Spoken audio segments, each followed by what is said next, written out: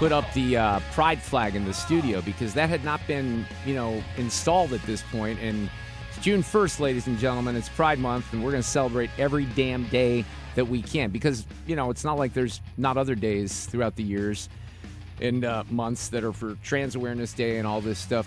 I was, 2 years ago, and I hope this isn't the case. I like our friends over there at the War Memorial, right? But they put the pride flag up outside of the memorial 2 years ago, and I thought it was just outrageous. Now, last year, they did not do it, okay? But I'm certain that the city of St. Louis, who can't pick up your trash, who can't respond to 911 calls, who can't reduce crime, who can't hire more cops, who can travel to London and spend a lot of money, we'll get to that in a second, that they would have had no hesitation in putting up pride flag first thing this morning to make sure it's there because there's nothing more important than celebrating Pride. You know how I know that? Because Michael Strahan did it this morning. They started with like a gay salsa segment on Good Morning America. Hey, my name is Mark Fitzpatrick, owner of Old States. Oh, that's not the one I wanted to play. We'll play Mark here in a second. Here's Strahan. All right. Welcome back to GMA, and that was an amazing performance by Pride Salsa, helping us kick off Pride Month celebrations here at GMA, shining a light on the beauty of the LGBTQ plus community. And this morning, it's all about the dance floor. Let's take a look. Yeah, they got the Pride Salsa dancers in the studio. You can dance. It's a feeling. Really? Vimal Pradeep, originally from India, fell in love with that feeling before moving to New York City, eager to create a safe space for people like him to embrace salsa out loud. Yeah, this was like the lead story this morning, so it was very, very important. But I found something to counter it just a little bit. You make your choice. I'm going to celebrate Pride Month, but there are alternatives. Hey, my name is Mark Fitzpatrick, owner of Old State Saloon in Eagle, Idaho. Our saloon has become the heterosexual headquarters. We launched Heterosexual Awesomeness Month for June. Monday is Heterosexual Male Monday. And if you're a heterosexual male and you come in here, you get a beer for free. Yeah! There's no strings attached. We'll call it Beers for Breeders. Wednesdays, if you're a heterosexual couple, you get 15% off your entire bill. And on Thursdays, all day is Her Hetero Happy Hour. So heterosexual awesomeness is basically an opportunity to celebrate God's design for man and woman and that sexual attraction between them. I think that this country is ready to stand up and say, hey, enough is enough. Heterosexual Awareness Month. I mean, we really don't have one. I think we have to take the ownership. And then we need a Heterosexual Awareness Day. And then we need something else related to heterosexuals. We need like 10 things to compete at this point. But happy Pride Month, ladies and gentlemen. And it's just so ridiculous, all the attention. That bar had a better beat. Yeah. Did you notice that? Well, I did notice that. Yeah. But, all the sports franchises, I think the Blues went out there already today. They all have to, and the Cardinals, they have to virtue signal on Pride Day, like it's the biggest, because it is. It's the biggest time of the month. We're going to hear about it nonstop. However, I will say this, and some other people have made this observation. I believe corporate America is not quite as invested in the alphabet mafia as they used to be. And by the way, here's the thing that's funny. I feel like maybe I shouldn't say this. It'll sound like, I have the one black friend, right? But maybe I have two black friends. But no, on the gay thing, I've had gay roommates. I had two gay roommates. My best friend on the planet is partner gay. I just visit him in Vegas. I've had gay mentors since I was 16, 17 years old. So I know that there might be some temptation from a fringe part of the listenership to call me homophobic or whatever that word would be, but that's just ridiculous. And, I say this all the time, and it's true. Many of my gay friends, most of my gay friends, because they think this stuff is nuts. The Pride Month and the trans awareness and all this stuff, they think it's crazy too. So there's a lot of normal, gay and lesbian Americans, and they didn't play the victim card like this era does, and they didn't have Pride Month and all that crap, and they suffered through a lot of discrimination, like real discrimination. And, those, if you want to really talk about people that need to be held up, it's the people that made the sacrifices, were afraid to come out, to family and friends and work colleagues, etc. So, but this generation has no time for that whatsoever. All right, we got a lot of stuff going on today. We're going to have Tim Carney drop by from the Washington Examiner, and he is kind of talking about some of the issues that the Republicans have right now. We have Governor Kehoe coming up. We have the August ballot initiatives, including the phase out of the income tax. We have not chatted with the governor for a while. I took a rather interesting field trip with my daughter on Saturday, Sue. She wanted to go shopping, and she dragged me into Sephora and some other places. So I have some stories to relate in the next hour. Phil Holloway was going to join us, but I think we got Paul Morrow, and Paul was at this thing, Fred, what is it called? Like CrimeCon in Las Vegas. Ooh! Yeah. Keith Morrison. Was he there? He probably I had bet to be. he was. Maybe he did a seminar. So Paul was there, and he did a bunch of the seminars. He did I think he led a panel. the Nancy Guthrie Yeah, case. Nancy Guthrie. He led that one. So we got that coming up. We'll have Cusumano this afternoon, David Strom from hotair.com. And then tomorrow's the big primary in California for mayor and for governor. Brian Ping, our friend from KNX Radio, who is a St. Louis native, is going to join us a little earlier. Ethan actually brought this up. I almost missed this before the show, and I'm just kind of curious about your reaction this afternoon. I'm not quite as worked up about this because it's not taxpayer money, but you decide, all right? So this story just broke a short time ago in our local paper. An April trade mission that took St. Louis Mayor Kara Spencer and County Executive Sam Page to London cost more than $247,000, including dinners, wines, private tours of local attractions, and an embassy reception, according to receipts. Now, the taxpayers didn't pay for this. Okay, I think that's first and foremost something really important to mention, right?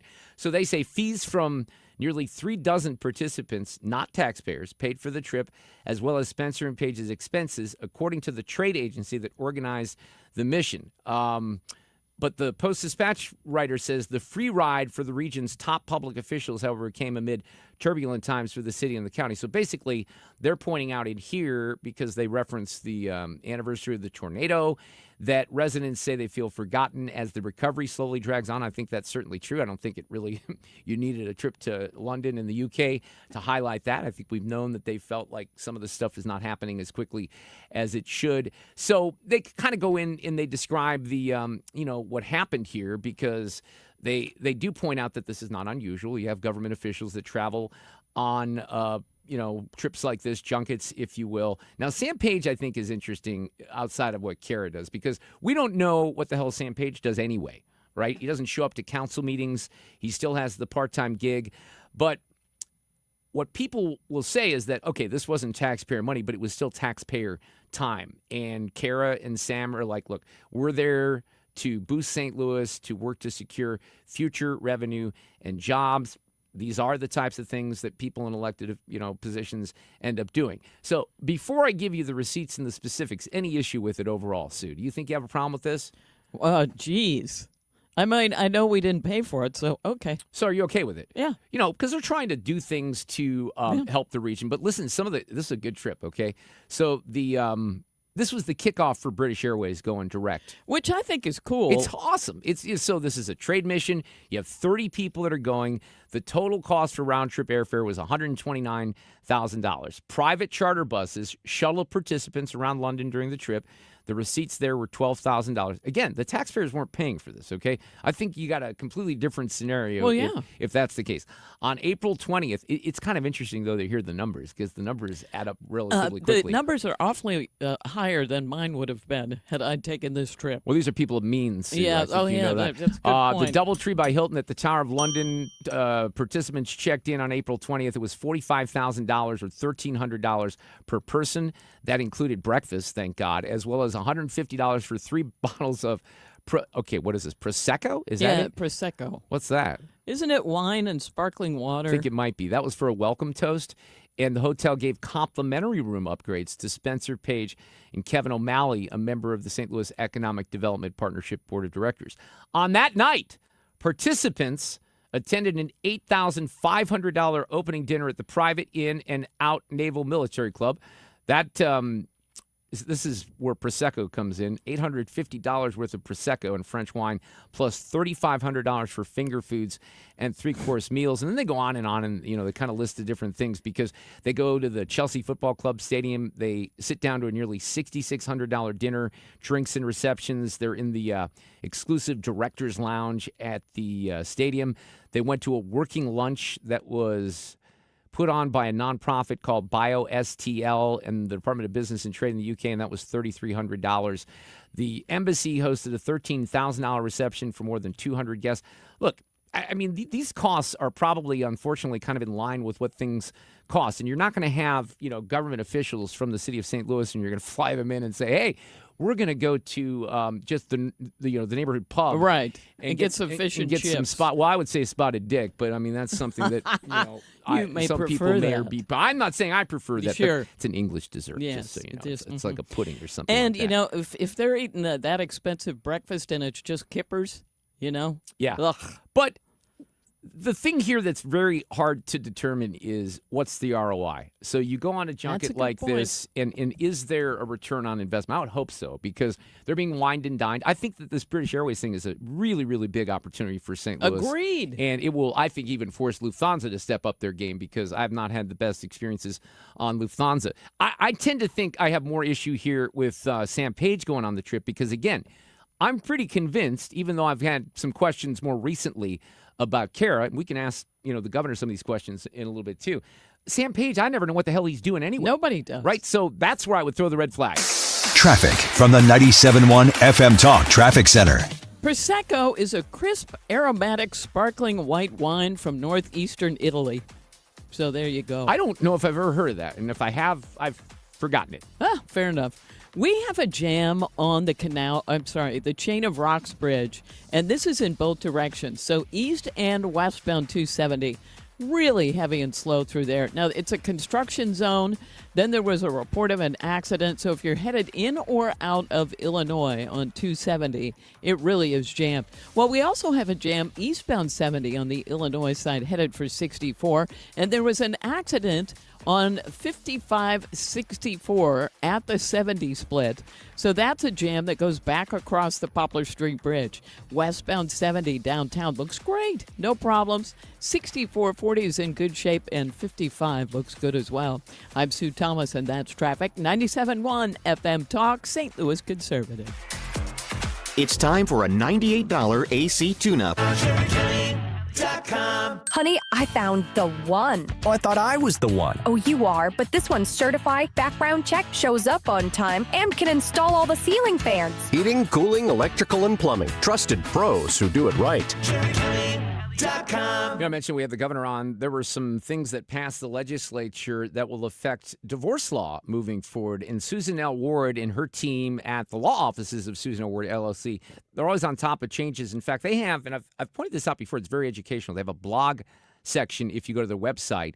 And if you click on the blog, the topics vary. One has to do with changes to the law in 2026 with pregnancy and the dissolution of marriage. There have been some mistakes, or not mistakes, but some changes, that have been made there. There's equal parenting time and child support that has changed over the past couple of years. So maybe if you've, had circumstances change in your situation after, a divorce, you may want to seek the help of Susan if something might be, a little bit more favorable to you, or if you have questions. Now, obviously, the main focus of a family practice attorney is the end of a marriage, and that means divorce, and they can help you with that. They've been doing it for multiple decades here in St. Louis. Beautiful new office. They've been in for a year in De Pere at Manchester and 270. Here's the phone number, 314-783-9400. Susan would love to hear from you. She'll get right back to you if you have to leave a message. The website, stlfamilylaw.com. The focus on family law and the emphasis on you. If you're considering an annuity as part of your retirement plan, we need to talk. Hi, I'm Bob Stockdale, Senior Vice President Investments with the ClearPath Wealth Management Group at Stifel, and host of On the Money, Saturday mornings at 11 on 97.1 FM Talk. Annuities can be a useful tool for some retirement investors, but not all annuities are created equal. Every week, we meet clients who own complex annuities that don't suit their needs and, in some cases, actively undermine their retirement plan. Before you purchase an annuity, get a second opinion from the ClearPath Wealth Management Group at Stifel. simple. Requesting a consultation is free of charge. To request a free consultation, contact us at clearpathinvesting.com. That's clearpathinvesting.com, or call us at 636-695-2650.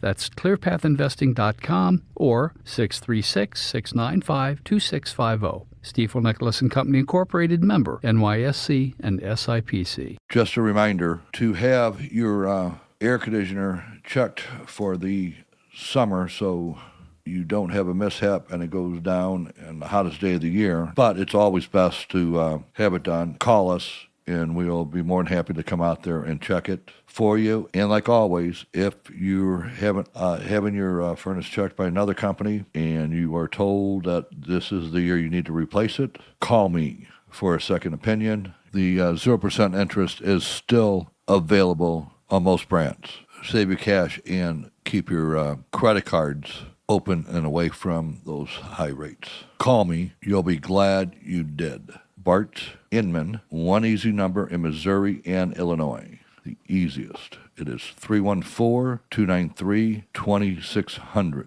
Or on the website, bartinman.com. Now that's Bart with a B, Inman with an I.com. God bless. You're listening to The Mark Reardon Show on 97.1 FM Talk, St. Louis Conservative. Hey, we got Governor Kehoe coming up for a conversation here at the bottom of the hour. First and foremost, I want to ask him about the ballot measure that will appear on the August ballot. Several, actually, ballot measures, but the one to phase out the state income tax is, the key piece of Mike Kehoe's promises, legislation, all of those things. He's trying to keep his promises, but that is a controversial measure, and I'm concerned that it's not going to pass. I support it, but we'll find out. Get some details from Governor Kehoe coming up. Tim Carney is back with us this afternoon. Senior political columnist for the Washington Examiner, wrote a piece that caught my attention. Tim, I've been, kind of trying to deal out some tough medicine here for the listeners when it comes to some of the things that the administration is doing. You seem to share some of my concern. It's not only you, it's kind of what the American people are thinking. We're seeing some polling that is very dramatic right now, aren't we? Yeah, Donald Trump has fallen below 40% in approval ratings. And to put that in context, his first term, shortly after the January 6 riots, when he got impeached by the House and even some Republican senators voted to remove him, he would still had a higher approval rating. And a lot of people thought he had a floor of 42, 43%. There's a lot of people said he has a low ceiling but a high floor. He wasn't going to drop below 42, 43. But now he has, and that he's not going to run again. But I think it really bodes poorly for Republicans in the midterms. So when you dig into the polling, though, what's driving it right now? Is there any, because obviously, we started the year in a very much different situation. We had immigration. There was a lot of controversy there. I do think that some independent voters were concerned about what they saw in Minneapolis. So there was some support that was lost there. We see that some Hispanic support has dropped off as well. Now you have the war, you have the economy, gas prices. I mean, my sense is that a lot of people are like, wait a second here. We thought we were heading in the right direction on inflation and there were no more foreign wars. What's going on, right? Yeah. So, I mean, what I look at in my Examiner piece is both the right track, wrong track number, where it was a year ago, there were 7% percentage points more said wrong track, 51 to 49. That 7-point gap is now a 26-point gap. And so it's basically 2 to 1 say wrong track to right track instead of just slight majority said wrong track. Economics seems like the biggest issue right now. So if you look, Trump's approval on 2 issues are at or below 30%. 1, is he handling inflation? And 2, was the Iran war a good idea? Right. And so those obviously are connected because higher gas prices makes lots of things become more expensive in addition to filling up your tank. And that is downstream from the war of choice that he started in the Middle East. Now, prior presidents had experience with wars in the Middle East that didn't go well. So that's another thing that surprised a lot of sort of independents who voted for Trump is they said, well, you know what, in his first term, he didn't do one of these wars of choice. And now he's doing it. So that what he was sort of You had two jobs. Don't get into dumb wars and fix inflation. And it seems like he's not doing either. Look, I've said similar things. And, look, a lot of the lawmakers on Capitol Hill have not broken bad on Trump. But I know for a fact, I'm sure you do too, that behind the scenes, they're extremely concerned. And I'm confused as far as, what the strategy is, especially on Iran. Now, we heard some things today that seem to me positive when it comes to an agreement. I just am in the camp that simply doesn't think you can negotiate with these people, and they're going to try to drag it out as long as possible. No, I agree. And the fact there was one joke that Trump has negotiated 12 peace agreements with Iran, and that's a lot, which is to say he hasn't successfully nailed anything down. It's hard. None of this stuff is simple. The problem isn't that he's, bad at negotiating or he's being rolled by the Iranians. It was opening the can of worms with the war. And to some extent, that's something that Trump was one of the places where he sort of broke up the old monopoly, the old dogma of the Republican Party was the Republican Party was very pro-war. They supported the Iraq War. They were the hawks in the Cold War. They did the Persian Gulf War. And Trump was like, no, we're going to break from that. And that brought in a lot of independence. And to be clear, Trump is very strong among self-identified Republican voters. Oh, yeah. And then among the people who said, I really am a Trump supporter, he hasn't lost that much support. But the people who were Trump voters and were independent, those are the ones that have soured on him. And again, I've seen the headlines about Hispanic voters dropping off. That seems possible. But to me, it's the people who it's pocketbook issues. Yeah. Who what they want from the government is don't mess stuff up. And Biden caused the inflation in his term. It wasn't like it's something that happened to him. He caused it. And now Trump is causing the gas prices. Again, the government is creating a problem that affects people's pocketbooks. They not only, maybe causing the gas prices, but one of my concerns has been that they're minimizing the effect that it's having on people, seemingly, with some of the comments. And they indicate that this is going to come down pretty fast. I don't think we ever have historical evidence of gas prices coming down as quickly or nearly as quickly as they went up. But when it comes to, control of the Senate, Tim, in particular, that's where maybe I'm not going to, give them the House, but historical trends would certainly favor the Democrats taking over the House. We know that. But the Senate, if you go back a year and a half, was relatively safe. I don't think Graham Plattner is going to win in Maine in the end, but obviously you have some seats now that might be in play that weren't, and that's going to be problematic if you have both the Senate and the House with control by the Democrats. You get nothing done the next 2 years. Yeah, so once the Democrats take the House, which is not guaranteed, but it's likely, then you're not going to pass any legislation. But then the question is appointments. Clarence Thomas, Samuel Alito, God bless them, they are not getting younger. And if the Republicans do not control the Senate, then you have the problem of the Democrats will not let Trump appoint anybody, basically. The Republicans did it to Obama in his last 2 years. And so that would happen. And thank God, by the way, because we would have ended up with, what's his name, the former attorney general, who had been the worst. Merrick Garland. Oh, my God. He was the worst, right? Maybe. Then he wouldn't have done the damage he did at DOJ. But, yeah. Well, I'm glad we there have is that. But so then can the Democrats really take the Senate? Again, 6 months ago, people would have said no way. The way I look at it, the Democrats basically have to pick up every swing state and at least one or two of the sort of leaning Republican states, which would be, an Iowa or something like that. They'd have to win Maine. Now, Graham Plattner's tanking and Janet Mills is talking about the governor. Maybe getting back in, right? Yeah, that'll be interesting. So these things can happen. I've been covering politics for 26 years, covering these elections, and not every year is a wave election. But I remember in 2006, that Democratic wave, there were races where we thought there was no chance, where we stopped looking at it in May, and then we had to look at it again in October, and next thing we know, Democrats took that, and I saw the reverse 4 years later. That Republican wave in 2010 knocked off Democrats who, if you ask the experts, they were safe Democrat as of May, and then come November, they were going to get their lobbying jobs because they got knocked off. Yeah. So you could see a tsunami, and it happens in every midterm, almost no matter what. But I do believe that the mistakes on the war and the inability to affect rising prices contribute. I also argue that I think some of the ethical stuff, where his family didn't do the sort of overseas business dealings in the first term, And then in the second term, he said that's fine. I think a lot of independents are rubbed the wrong way by that as well.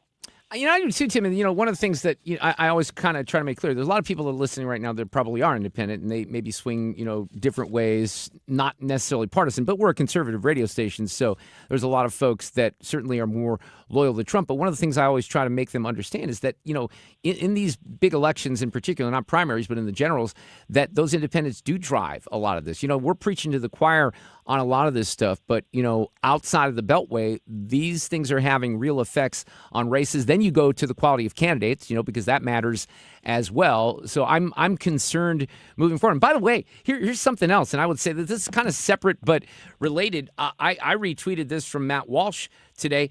I think he's also kind of screwed up the America 250 thing, and I don't really understand why they did that. Yeah, I was one of the people who said, man, it would be horrible if Dems, who are all down on America, trot out 1619 projects. Yes, me too, Tim. We need real patriots in there. But then some weird combo of sort of Trump making everything political and wanting to maybe focus too much attention on himself, and then maybe some competence issues. It seems like they're really not looking like they're going to pull it off. I'm confused. I'm confused by so much. It's sad. To be political. I made it. So that was one of the things I said during this election. I don't want Kamala Harris or Joe Biden up there because we're celebrating the 250th birthday of our country. I remember 1976 and how big of a deal it was. So I liked your tough medicine in your column. That's why I had you on, but I appreciate you writing about that, Tim. Thank you so much.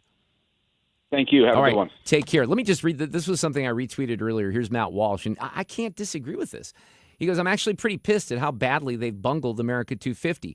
First, they tried to invite Milli Vanilli, which that should have been our first hint, right? I mean, first of all, Vanilli's dead, or Millie, one of them. One of them. Yeah, and the bunch of other absurdly washed up geriatric one-hit wonders. Then that didn't work out. They decided to convert the event into a Trump rally. Well, Trump will talk about himself for 90 minutes.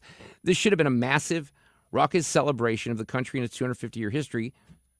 Now it will be a political rally identical to the 10 million other ones we've already seen.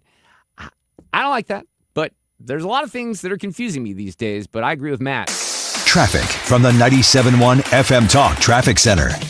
We've got some volume. If you are an eastbound 270 driver, there was an accident reported, and we now have a jam from the Chain of Rocks Bridge almost to the Canal Bridge.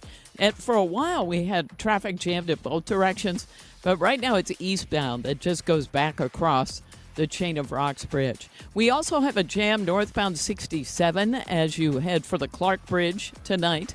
And the bridges are all pretty busy headed into Illinois. The Poplar Street Bridge, and that's because of an accident eastbound 55-64 at the 70 split. And eastbound 70 is already slow just due to road work at 64. Eastbound traffic on 64 slowing at 255. On the Missouri side, it's not bad. Westbound 70 is in good shape. 64, just a little moderate volume in both directions. And that's right at McCausland. This report is brought to you by Barron Mirror Glass and Door. Simply the finest when it comes to mirror glass and shower doors. They have the most quality and the biggest selection. Go to Barron Mirror Glass and Door and look for it on Google. I'm Sue Thomas, and that's traffic on 97.1 FM Talk, St. Louis Conservative. Thank you, Sue. Governor Mike Kehoe on deck. He's coming up next.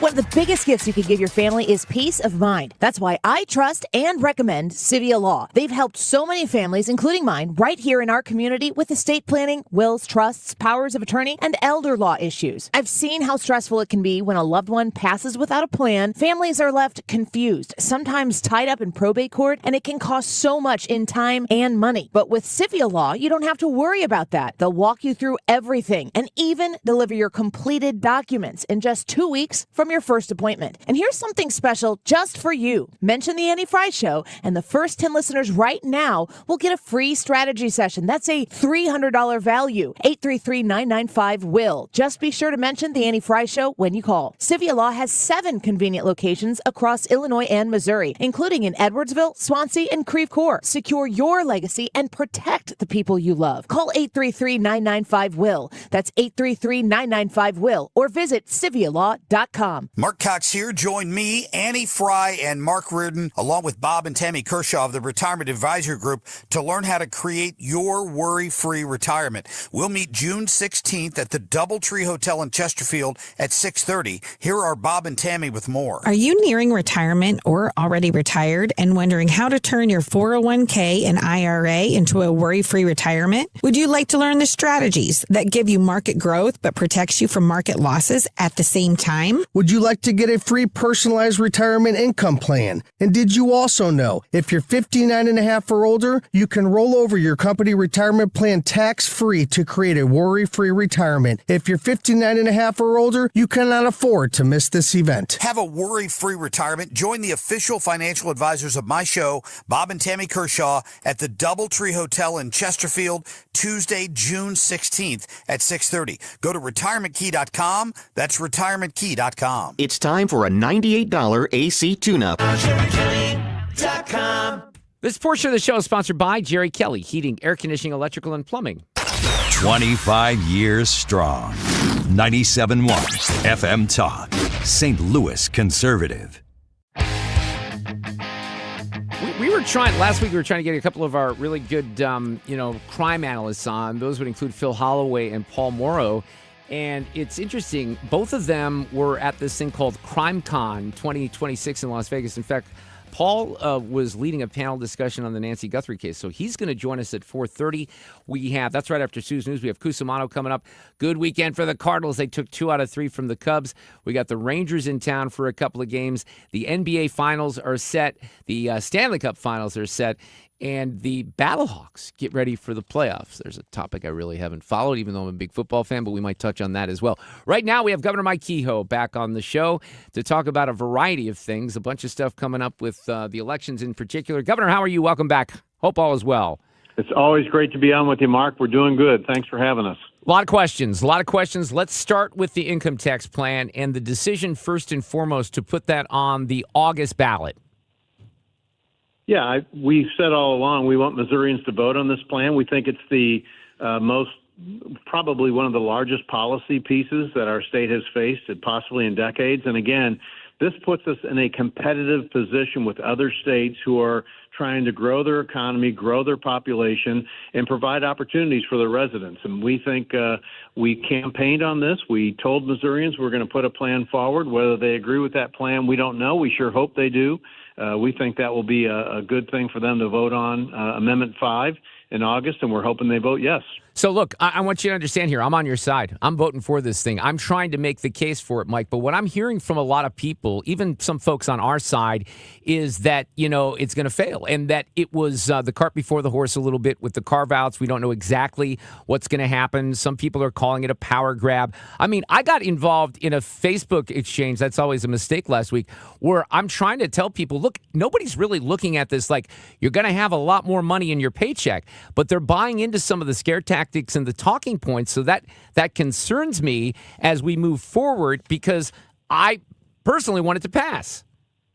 You're right. There's a lot of misinformation out there. And we said from our State of the State speech that there will be 3 categories that we won't touch when we revitalize and kind of regenerate a new sales tax code, which hasn't been done since 1931. We would not touch agriculture, healthcare, or real estate.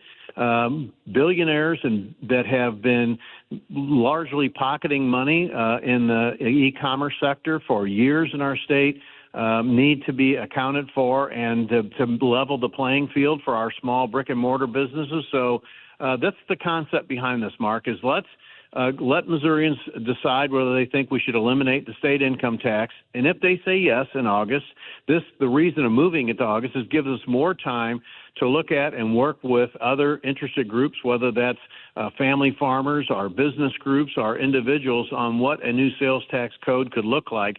Look, other states who have this no income tax environment have grown at a pace much, much faster than Missouri has. We're losing population. They're gaining population. You can't continue to do that for too long. This is an option for Missourians to look at to see if this doesn't make sense for our economy and for their families. Look, I think it's big and bold, and that's one of the reasons, Governor, that I like it so much. And I love what you said there a couple of minutes ago, because I've been trying to tell people this. They keep saying the realtors and all that. I'm like, the governor has made that clear that that's not going to happen, but that's not stopping people. And again, what I've heard, this is anecdotal, of course, that older conservatives, those over 60, and let's talk about retirees, because that is one of the claims that, retirees aren't getting necessarily a paycheck, but they have to pay the sales taxes. So what would the response to that be for, seniors that are concerned about this?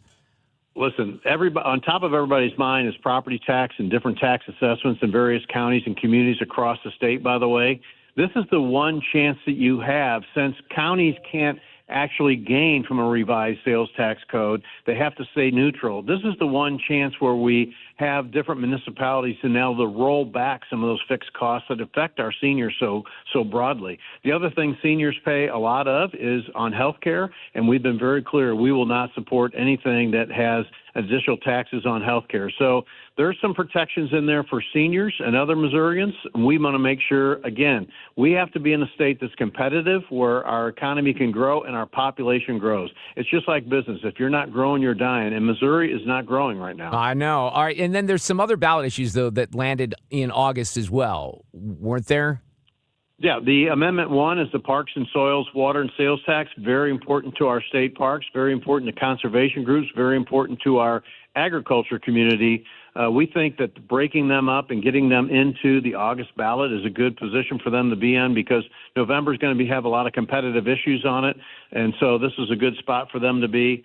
The IP reform that you and I think care very much about, that absolutely would make it raise the bar so that these billionaires from the East and West Coast who want to come in and change Missouri's Constitution overnight, makes it a little bit harder for them to do, and really puts it back into the power of the people. Governor Mike Kehoe is here. What is going on with the St. Louis Police Board and the city right now? Can you explain that situation? Well, as you know, we are a huge supporter. Again, it's another issue we campaigned on, is returning city police control to local residents that are under state-appointed members.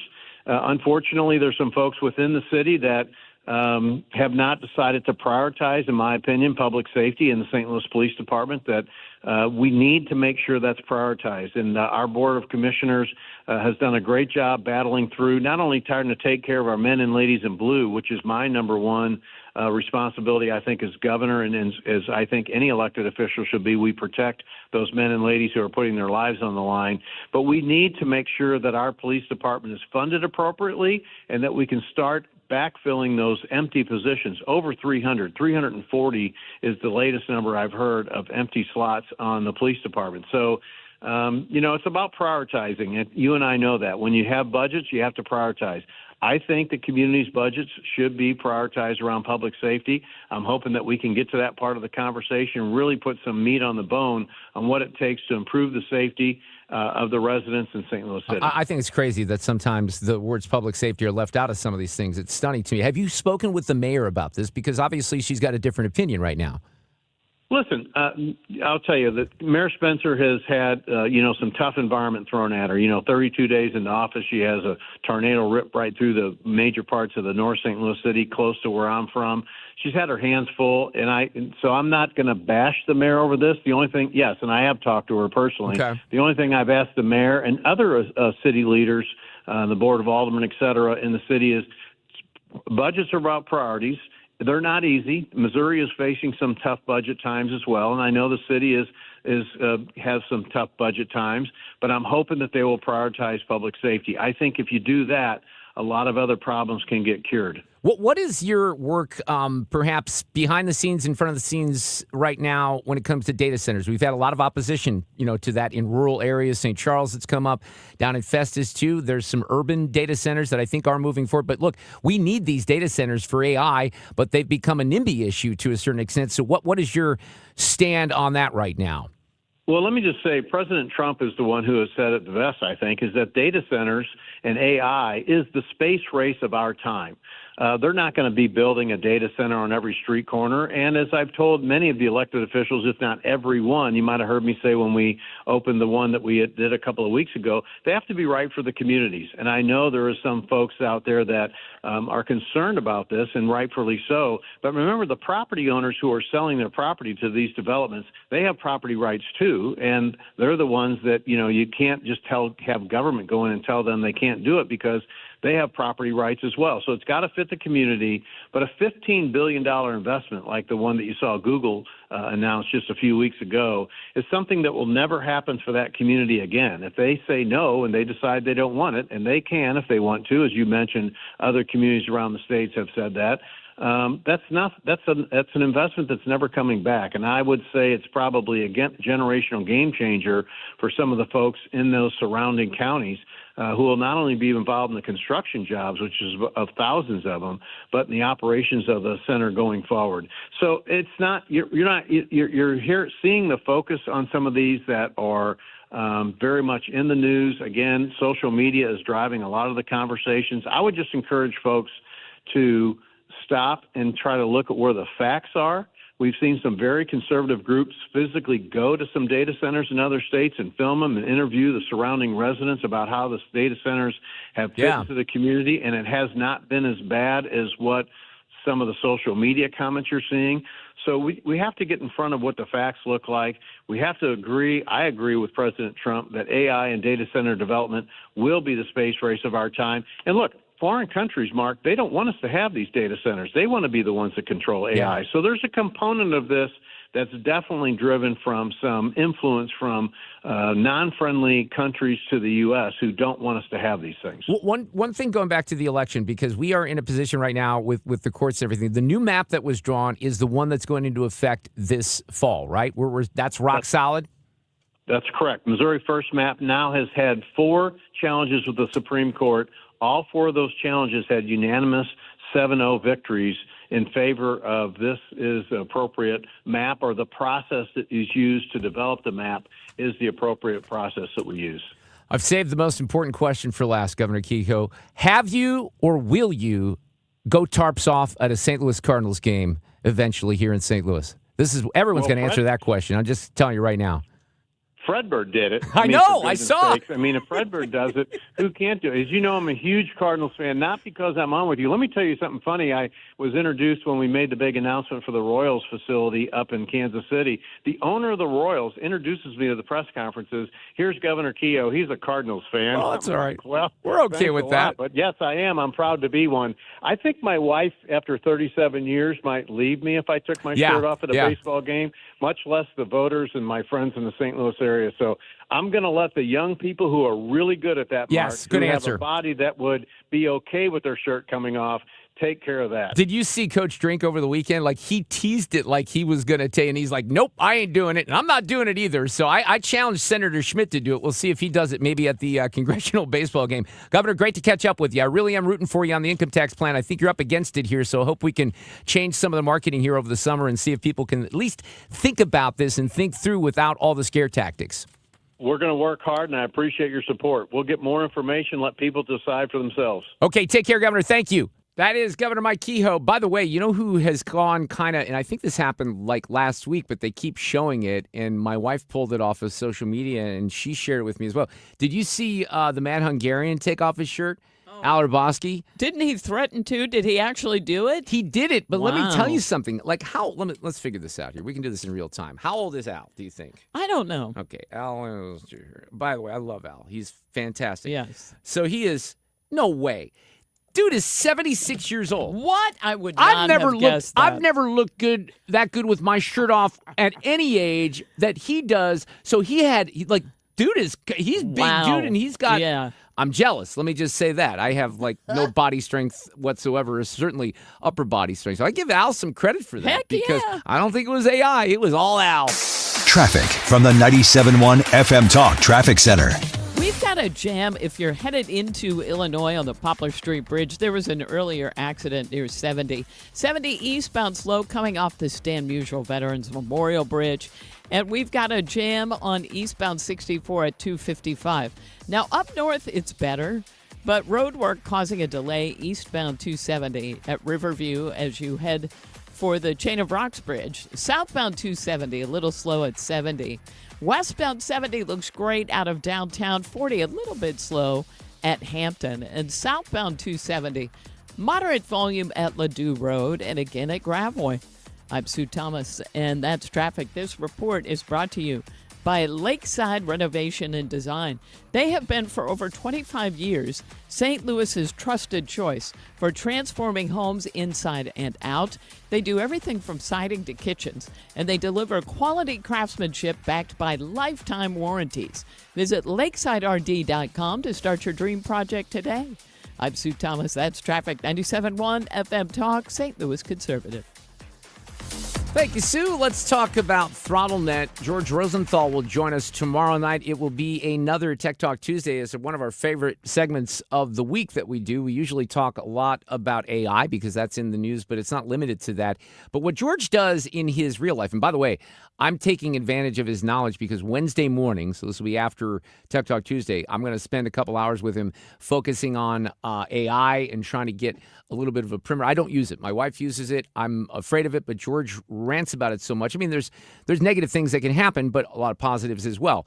So I'm looking forward to that on Wednesday. But what their company does for you here in St. Louis is help you navigate technology. They've been doing it for 2.5+ decades, and they focus on keeping you safe, security, strategy, and making sure you're productive because there's a data breach or a ransomware attack or, somebody clicks the wrong button. That could shut your business down. It could cost you your business.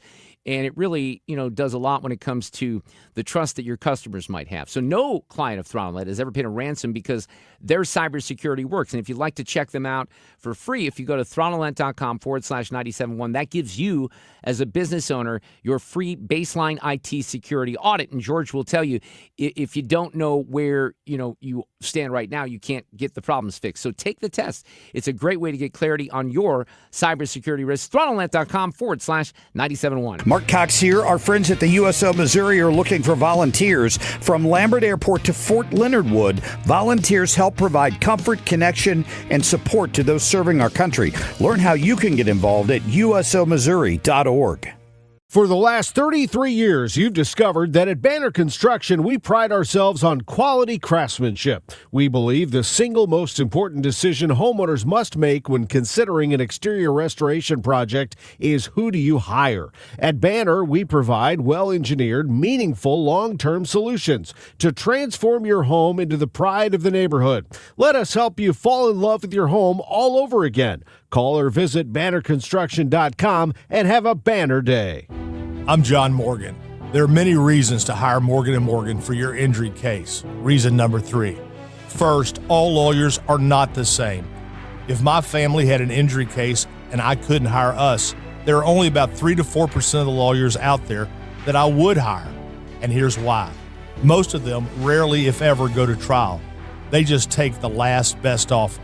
Hell, you can do that yourself. Do this.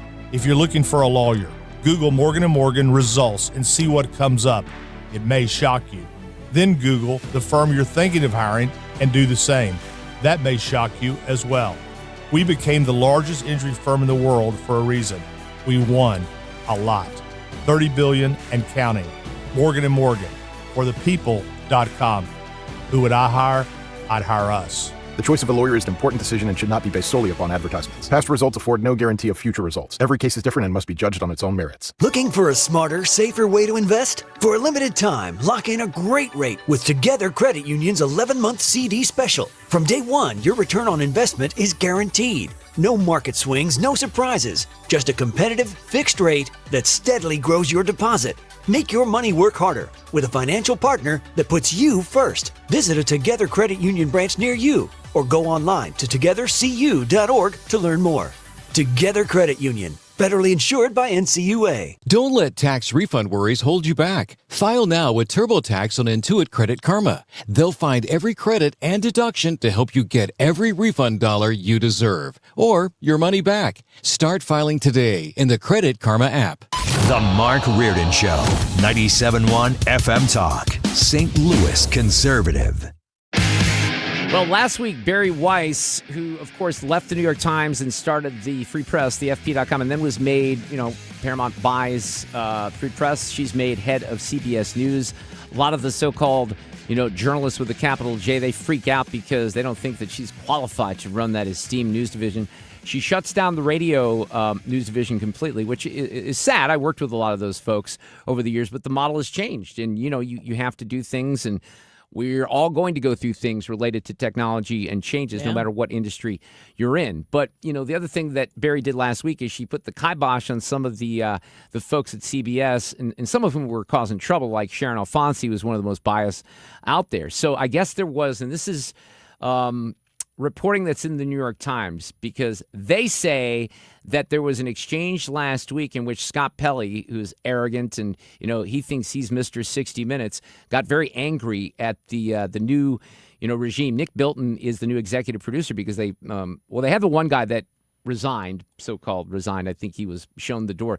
Nick Bilton is the new guy, and he doesn't necessarily have specific qualifications in broadcast news, and that concerns some of the journalists with a capital J at 60 Minutes. Now, whenever I talk about 60 Minutes, and even lately, I have to distinguish between the political stories they do and some of the feature reporting, because even in the past few months, I've seen some stories on 60 Minutes that I think are very worthwhile in watching. But it's funny because they never really veer into the politics. They're more some of the feature-y type stuff that we did. But I guess the New York Times says at this meeting, Scott Pelley, his newscaster's baritone, sometimes shaking in anger, told Nick Bilton, the new executive producer, that he had slender qualifications for his new job, and he questioned the network's commitment to the future of the program, according to a recording of the meeting obtained by the New York Times. So there you go. Someone's recording all this. It was at 10 a.m. last week at the headquarters in Midtown Manhattan. It was supposed to be a formal introduction to Mr. Bilton, who is a tech journalist and a filmmaker who was appointed last week in the aftermath of the shakeup. So CBS and Barry fired Tanya Simon, who was the previous executive producer. Her deputy was fired, along with Sharon Alfonsi and Cecilia Vega, who were two of the show's correspondents. So Mr. Pelley calls that Black Thursday. Oh, my God. So here's the reporting. The meeting quickly turned tense. Not a surprise after months of strain between veteran journalists at 60 Minutes and Ms. Weiss, an opinion journalist who was a longtime critic of legacy media institutions before she became head of one last year. And they go on, and they talk about David Bilton, who's never worked in traditional broadcast news. But he basically tells them the message at the time is, look, journalism is journalism. We're here to do good stories. I'm not going to turn the show into 61-minute episodes, and it's not going to be like TikTok. That's not changing. The show is going to stay exactly how it is right now. And Pelley comes back and says, after Bilton says that the show has to adapt, Barry loves this institution. She loves 60 Minutes. Pelley interrupts and says she's murdering 60 Minutes. She does not love this place. She was brought in to kill it, and she was doing exactly that. Well, maybe it needed to be killed. It certainly needed to be changed. And by the way, if I'm Barry Weiss, the next person I show the door, Scott freaking Pelley. Traffic from the 97.1 FM Talk Traffic Center. On the roads this afternoon, if you are a person who travels on the Poplar Street Bridge into Illinois, it's a jam. There was an accident near the 70 split, and eastbound is jammed all the way back across the bridge. And it's already slow coming off the Stan Musial Veterans Memorial Bridge due to road work there. And eastbound 64 jams at 255. We're fine now up north and look fine on the JB Bridge. 44 westbound slowing at 270. Southbound 270, moderate volume. As you head down toward, it looks like it's just Ladue Road, and then it opens up. And westbound 64, moderate volume at Hampton, but then again approaching 94 before it looks better. I'm Sue Thomas, and that's traffic on 97.1 FM Talk, St. Louis Conservative. We got Sue's News on a Monday coming up. Also, Frank Cusumano, a lot of sports to talk about in the next hour as well.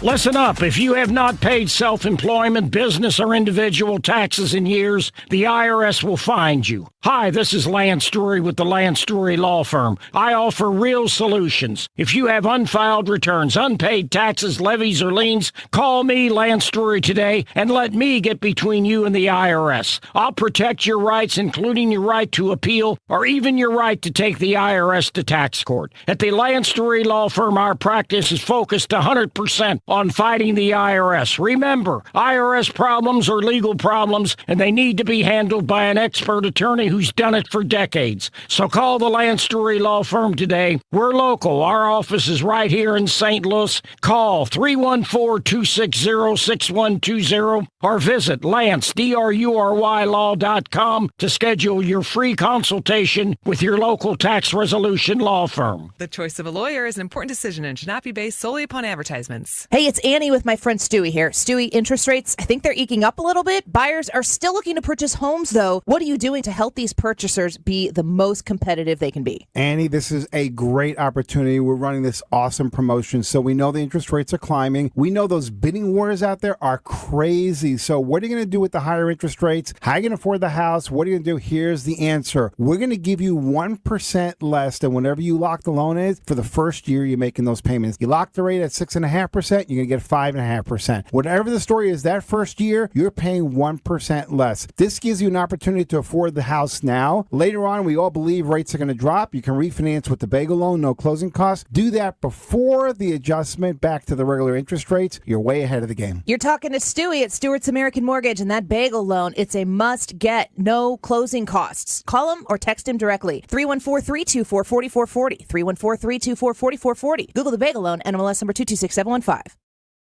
You've been listening to the very popular Wellness One for many years, Saturdays and Sundays on 97.1 FM Talk. We're happy to share that we've expanded the show to 4 times a week. Yes, 4 times every weekend. Saturday at 10 a.m., Saturday at 8 p.m., Sunday at 9 a.m., and Sunday at 2 p.m. It's the same great show designed to cut through the nonsense and provide you a common sense, science-based strategy for a healthy life. So join TJ and Aaron for Wellness One.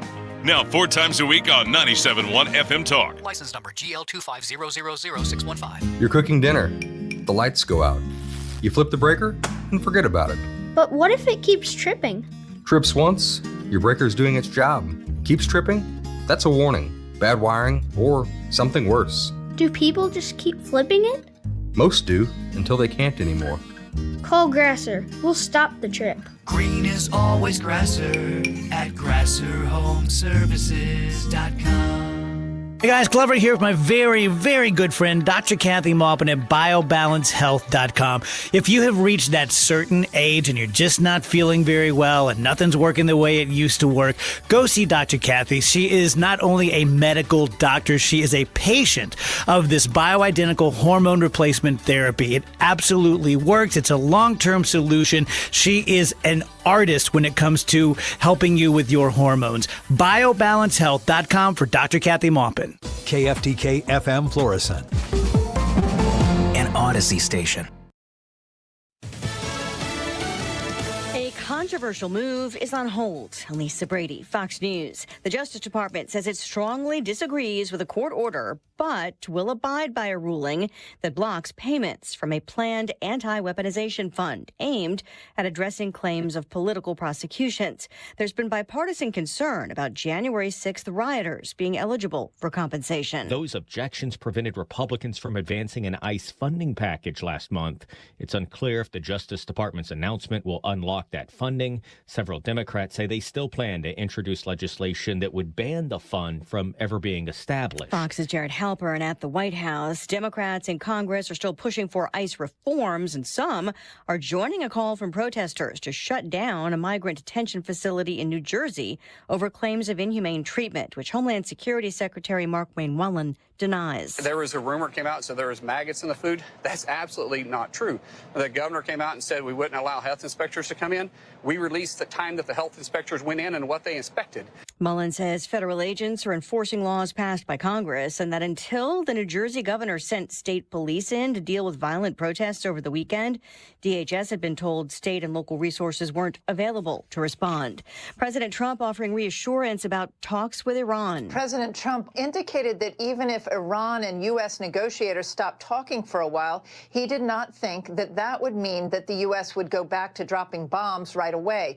He was asked if he had heard reports that Iran is suspending talks with the U.S. Iran's leaders indicated they are halting talks due to Israel's expanded military operations in Lebanon and Gaza. Fox's Jennifer Griffin. President Trump says after calls with the Israeli prime minister and mediators for Hezbollah, the Iran proxy, and the Israelis have agreed to stop attacking each other.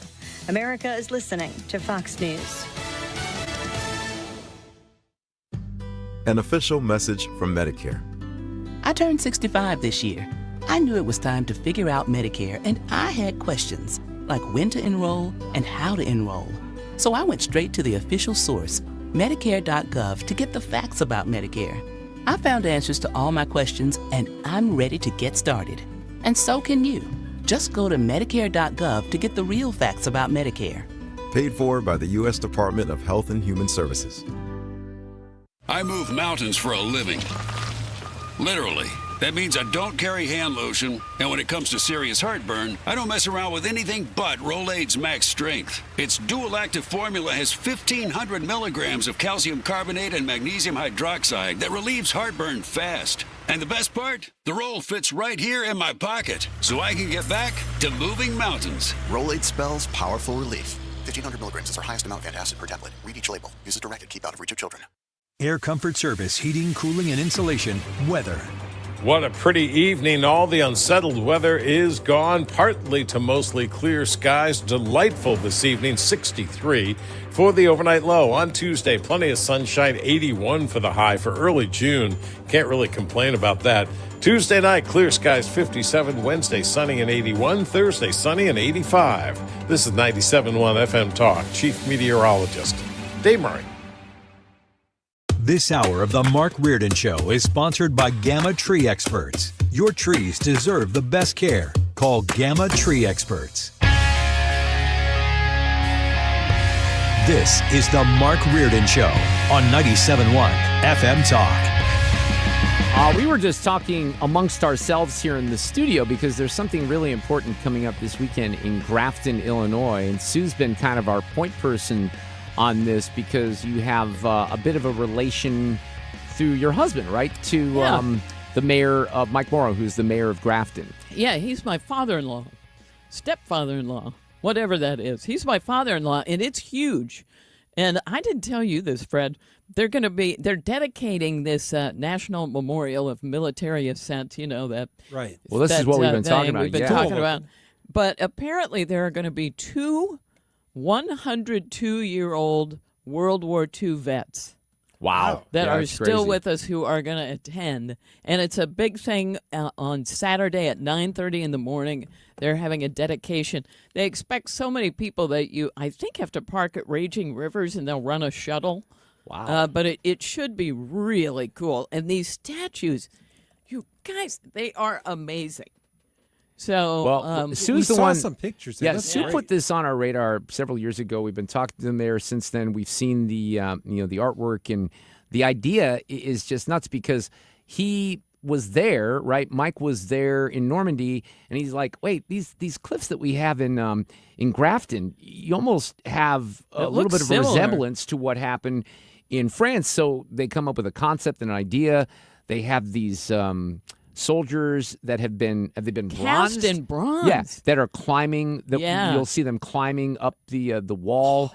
And the whole memorial, look, my point from the very beginning in all this is this should not just be something for the region. This is a national type of thing that people should know about and should really, really be talking about. So one of the things that I want to do, maybe later this week is I'll see if we can get this on Brian's, attention, Brian Kilmeade's and some of the folks at Fox, because I think it's just unbelievable that this is happening in this region. So congratulations to the mayor. Yeah. But the big dedication is coming up on Saturday. At 9:30. I think you can go to graftonmemorial.org if you want more info. It really is cool. So can I tell you something that's kind of interesting related to this? And this caught me off guard here earlier today. Now I got to feel if it's PG or PG-13. So my daughter, who is, she just finished 5th grade. She's going into 6th grade. And, I never am quite sure how much they've talked about history and what history they've talked about.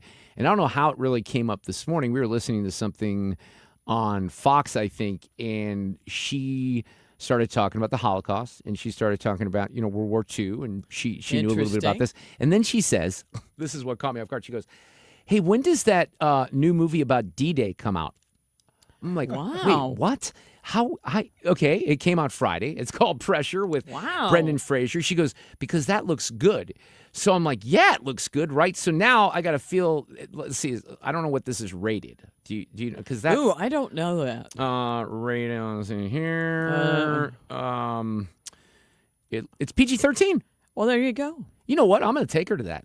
Because, and for those people who missed the review on Friday, this is actually a really interesting perspective of the 72 hours that led to the invasion, and you have Brendan Fraser playing Ike, and then you have Andrew Scott, who plays Captain James Stagg, who is one of the chief meteorologists, and basically saying, look, the weather ain't looking good here, right? Yeah. So they talk about, pressure is the decision to actually green light it, right? And I was fascinated that she was even interested in that. So I might take a chance and take her to that because it would be a good opportunity. Now, she's usually not quite that mature when it comes to her tastes, and Sue, I got to play you something here from the weekend because on Friday you might remember that she was here and she spent time in the studio. I remember. She didn't want to go on the air. She was very much to herself, and that was fine. She's actually going to be here tomorrow because we're going to the baseball game, and her friend, our neighbor Amanda, who is actually someone who works at the radio station at Rockwood Summit, she came to one of our fish fries. Yeah.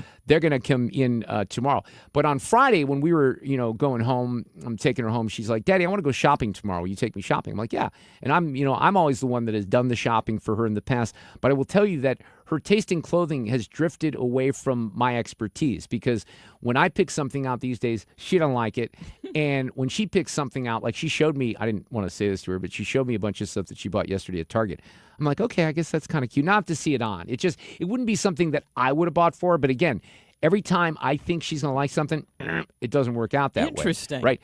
But we had to go shopping, and shopping involves the mall. Now, she's got her own money. She's got some birthday money that she saved up, and she's got a little allowance money, and we're, making her do some chores and stuff like that. She takes care of her puppy pretty well, and I wish she could handle the bunny. I do the bunny, and it's my bunny, so it doesn't really matter. You wouldn't share that. No, I wouldn't. I do handle most of Oreo. Fred, he likes his bunny. She's even admitted that it's my bunny. But anyway, we are going through West County Mall. So we go to West County. We go through Nordstrom. We start to take a left after we get out of Nordstrom. We're walking by. We go to the Apple store because she likes Apple stuff. We're not buying anything in there, but she wants to look around.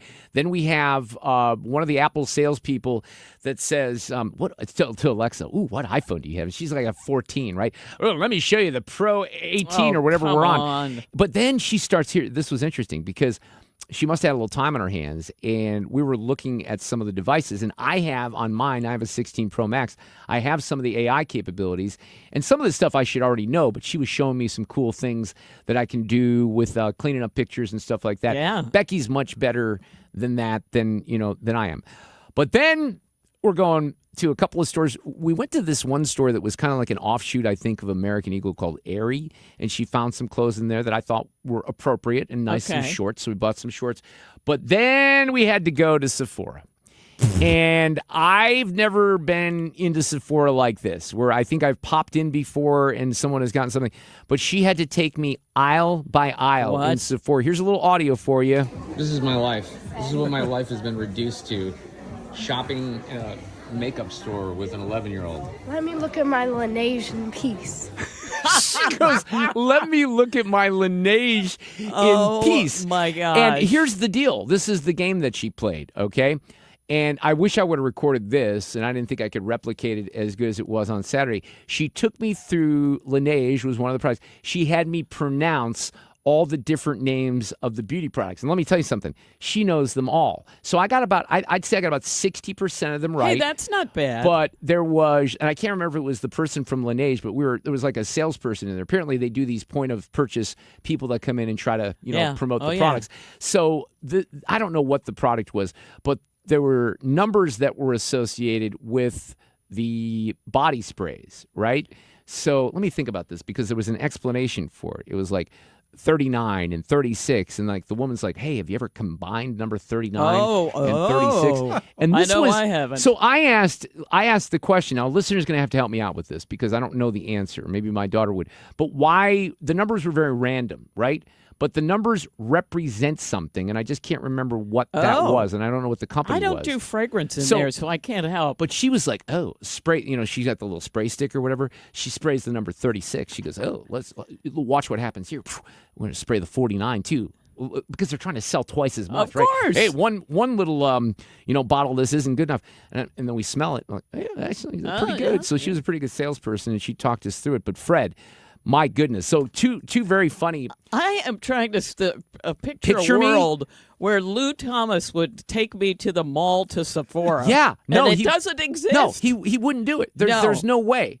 So I got a couple of funny responses on this. One from one of my gay friends that says, at least she knows her brand. I love Laneige products. And then go. From my son down in Houston, and this was my favorite, Fred, I think you'll appreciate this. Evan chimed in, yeah, the Lego and the Nerf gun aisle doesn't look too bad anymore, does it? That was perfect. That's really It good. really was. But yeah, I'm not, Hannah Gibbs, who works over on Y98, and she became a friend when she was working here at 97.1, and she lived out in my area, so she started helping us out with Alexa when Becky was out of town, or if we had some challenges, or even we're out of town. And Hannah was young at the time, and she's got full-time jobs, so she doesn't do that anymore. But she's kind of like my point person when it comes to shopping. Jane too. Like, I sent her the picture from the Sephora store, and I said, Jane, next time it's all you. And she gets excited. She wants to do it. She would love that. But Sue, I'm telling you, man, she's got a process. Like, we go through, we do this. She very wisely, in a couple of instances, walked out and said, no, that's too expensive. That's not what I need. We went to the Gap. She tends to like a lot of the Gap stuff. Yep. So she bought a couple of things in there. I did, in that one store, I bought her shorts because I'm like, okay, I'll treat you to the shorts if you pay for this. And, she's doing some stuff for Max as well. So we had a little bit of a negotiation. But, I mean, we had to go through a lot of different stores. Oh, a lot yeah. of stores. Heck yeah. And then I go up to, because I wanted to buy, I got a little jammed up on my golf trip, and I needed to borrow a golf case, and I wanted to, my neighbor is going to get some golf balls. So I went up to Dick's Sporting Goods, and I go into Dick's, and she's like, okay, I'll see you later. I'm like, what? Where? She just takes off. She starts looking everywhere. I have to track her down. Luckily, we had the phones that were working. The same damn thing happened in Walmart today. I'm in Walmart. She walks in. She goes to the left. I'm like, where are you going? I don't know. But I go to the right to try to get, like, things that we need, like milk. Yes. And I have to text her in the store, in the giant Walmart, just to find her. Wow. This is my life, Sue. What can I tell you? Sue's News is coming up. Traffic from the 97.1 FM Talk Traffic Center. Accident westbound 6440 past Research Park, and they're saying it's in the center lane. It's causing a jam that goes back across the Boone Bridge. Now, the other jam is westbound 6440 at Hampton. And eastbound on the Poplar Street Bridge, there was road work, and then there was an accident, and there still is, eastbound on 5564 at 70, and it's created a big jam. Eastbound 70 already has road work as you head for the 64 split, so volume there. And on eastbound 64, headed for 157. On the Missouri side, it's really not bad. 70 westbound, a little slow at the Blanchette Bridge. And southbound 270, a little slow at Ladue Road and again at Manchester. I'm Sue Thomas, and that's traffic. This report is brought to you by Overhead Door Company of St. Louis. And they've got a special going on for their 26-point tune-up. It's one price for up to 3 garage doors and openers. Always look for the genuine, the original red ribbon of Overhead Door Company. Schedule online at overheaddoorstlewis.com.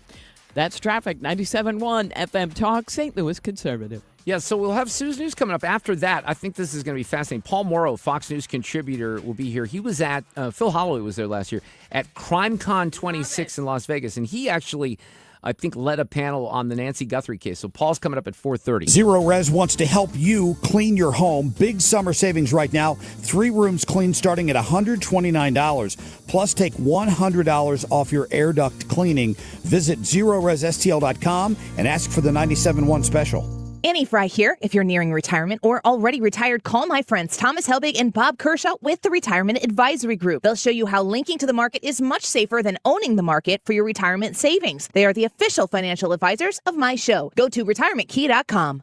Men, if you're suffering from erectile dysfunction or PE, you're not alone. Most importantly, you don't have to live with it. Paramount Men's Medical Center restores men's sex lives in just one visit. Their painless breakthrough treatments eliminate ED and PE, even when Viagra and Cialis don't work. Here's Dr. Simovitz, specialist in men's health. Paramount Men's Medical Center's painless breakthrough treatments eliminate ED and PE, regardless of age or medical history. 98% of patients see instant results right in the office. Men are now lasting longer than they ever imagined. And the best part, at Paramount Men's Medical Center, your consultation and first treatment are free. Qualified patients even get their testosterone checked free. Call 314-887-4333. 314-887-4333. Take control of your sex life. Call now. 314-887-4333. This is Jordan Walker. Celebrate Black Heritage Day, presented by your quality Ford dealers on Sunday, June 28th at Busch Stadium. This special culture and community event honors the impact, history, and legacy of the Black community in baseball and beyond. With a special themed ticket, you'll receive an exclusive Cardinals jersey designed by Corey Rogers. And don't miss a special heritage celebration in Budweiser Terrace before the game.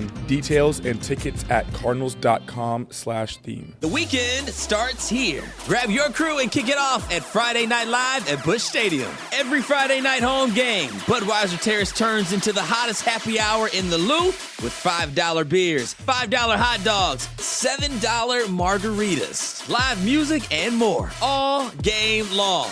Meet up with friends, soak in the energy, and keep the night going with baseball under the lights. Good vibes, great deals, your new Friday tradition. Get tickets now at Cardinals.com. Are you looking for a podcast about pro football that doesn't put you to sleep with an avalanche of analytics or insult your fandom with brainless hot takes? Well, hi. I'm Dan Hansis. And I'm Mark Sessler. Oh, hi, Mark. And we're the hosts of Heed the Call, the NFL podcast you've been waiting your whole life for. Heed the Call covers every game, every storyline, everything that matters, and we do it all with a touch of mirth. Football is fun. Why shouldn't your football podcast be the same? Follow and listen to Heed the Call NFL podcast wherever you get your podcasts. Mark Reardon is St. Louis conservative. All right, just quickly here before we get to Sue's News, this is very important. The product that I was thinking about is called Sol de Janeiro, and this is interesting, actually. It's Brazilian, and the numbers on the fragrant mist represent significant years in Brazilian culture and history. So, like, 62 is inspired by the year The Girl from Ipanema, which was written by, Brazil's or about their beach culture, and all these other things. So they capture different parts of history. See, I learned something. My daughter couldn't remember that. I remembered that. Let's do this afternoon. These allegations are deeply concerning. Does the president have any comment? We're not going to comment. It's not clear messaging. No. And now, Sue's News. Brought to you by Sue. I don't think that anything will make me happier than the thought of Mark Reardon wandering around Sephora. I love it. I made it entertaining because I had to. Oh, yeah. I was kind of forced. I kept saying, can we leave now? Nope. Nope. When it's her money, there's nothing you could do. You know what's interesting about those words, her money? Ish. Not really. Yeah. What? Well, I mean, the I thought birthday you said money. birthday money. Well, the birthday money is, but everything else is not her money. It's we're gifting it for allowance. very few chores that are done. Yes. Mm-hmm. Happy National Say Something Nice Day. Fred, Hey, you look nice. Well, thank you very much. Yes. You had a really good history of the Lou with Sue over the weekend. Thank you, Fred.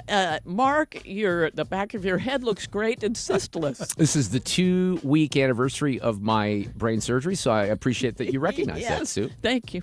It's also National Heimlich Maneuver Day, which I love. Remember we had that story of, the 7 or 8 or 9-year-old kid who did that and saved a classmate? Fred, you've done it. I've done it twice to the same son, 10 years apart, on the exact same item. What was it again? Orange slice, like, one of those little quarters of an orange. Yeah. Yeah, He 2 times. sucked it in there That's nuts twice? that happened twice. I know you've shared that story before, but 6 and wow. 16. You constantly have to remind him that you saved his life twice, I would think, Well, right? I would. Yeah. I mean, I gave you life and I saved your life twice. Have you saved anybody? I have. I've saved my friends Steve and Rick Weinstein on cycling incidents. I say because Rick hit some railroad tracks, punctured a lung, said don't call 911. I'm like, dude, I'm calling 911. Yes. And then they found it. And then Steve passed out when we were crossing the Missouri River. And he just was right next to me, hit his head. I thought he had died. Oh, And my gosh. I did nothing but call 911 in that. But yes, I've saved 2 people's lives. Okay. Thoroughly. Well, the Weinstein I meant brothers. the Heimlich, but that's no, good not you're that saving way. the world. Not that way. I have saved no one, I don't believe. But at least we're all we're ready. Who was the public official that's done it a couple of times, that's too? a good question. Who? There's somebody- I know exactly what Someone you're saying. local? Was it a senator? Yeah. Because he did Ted Cruz, or he kind of saved Ted Cruz from choking. We'll have to look that up. The Senate lunchroom. Oh. It's also National Nail Polish Day. Can you get that at Sephora? Yes, you can, I think. We could go back there. It's also National Go Barefoot Day, which, I love, and National Olive Day. Here's the thing. I don't care about an olive, but I love olive oil.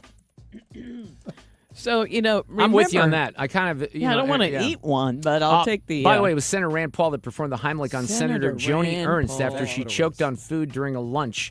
And, of course, he's a doctor as well. But then there was also... this is why. Claire McCaskill choked during a lunch and was saved when Joe Manchin did the Heimlich on her. Oh, my gosh. Right. Maybe she was choking on some of the BS that she spreads on MS and Now. There it is. That is not Say Something Nice Well, Day material. I guess not. Yeah. Sorry. On this day in history, 183 years ago, it's 1843, and Cleveland, Ohio, Buffalo, and Rochester, New York had a snowfall in June. Oh, I would see. I thought that's so where you were mad. heading. I would be so Oh, my mad. goodness, of course. Oh, anyway, it did happen. And 88 years ago today, something for Fred. In 1938, Superman appeared in the first issue of Action Comics. And in 2014, a copy sold for $3.2 million, which is the highest price ever paid for a comic book. Yep. I never really thought I had one of those, but I had one that looked just like it. But then other people said it was a replica. Did you take it to like a person who No, knew? they showed me why it was a replica. Oh, so all I was right. good with that. All right, if they show you why. And then 62 years ago today, in 1964, the Rolling Stones arrived in New York to begin their first American tour. Their first show was at a high school stadium in Lynn, Massachusetts. 62 Isn't that weird? years ago today. Yes! So we talked about this on Friday with our friend Tim Summer, but look, there's a new album coming out, and the first 2 songs that have been released, the newer one called In the Stars, are really, really good songs. Yeah, they for are. guys that are in their 80s now. No kidding.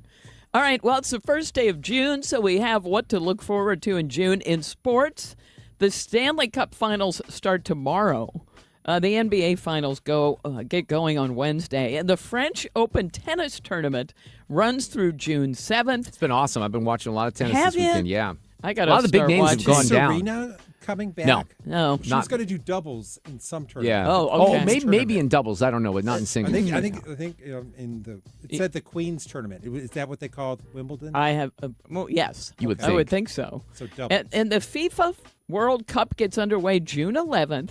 U.S. team takes on Paraguay on the 12th. And golf's U.S. Open is June 18th. That goes through the 21st. Okay, and this made me laugh. The UFC White House event, UFC Freedom 250, is going down on June 14th. Well, you got to put that one down there. It's a big Somebody event. may care. I don't know. The first official day of summer is June 21st. That happens to be Father's Day of this year. And a ton of movies are hitting theaters. Masters of the Universe comes out this Friday. So does Scary Movie 6.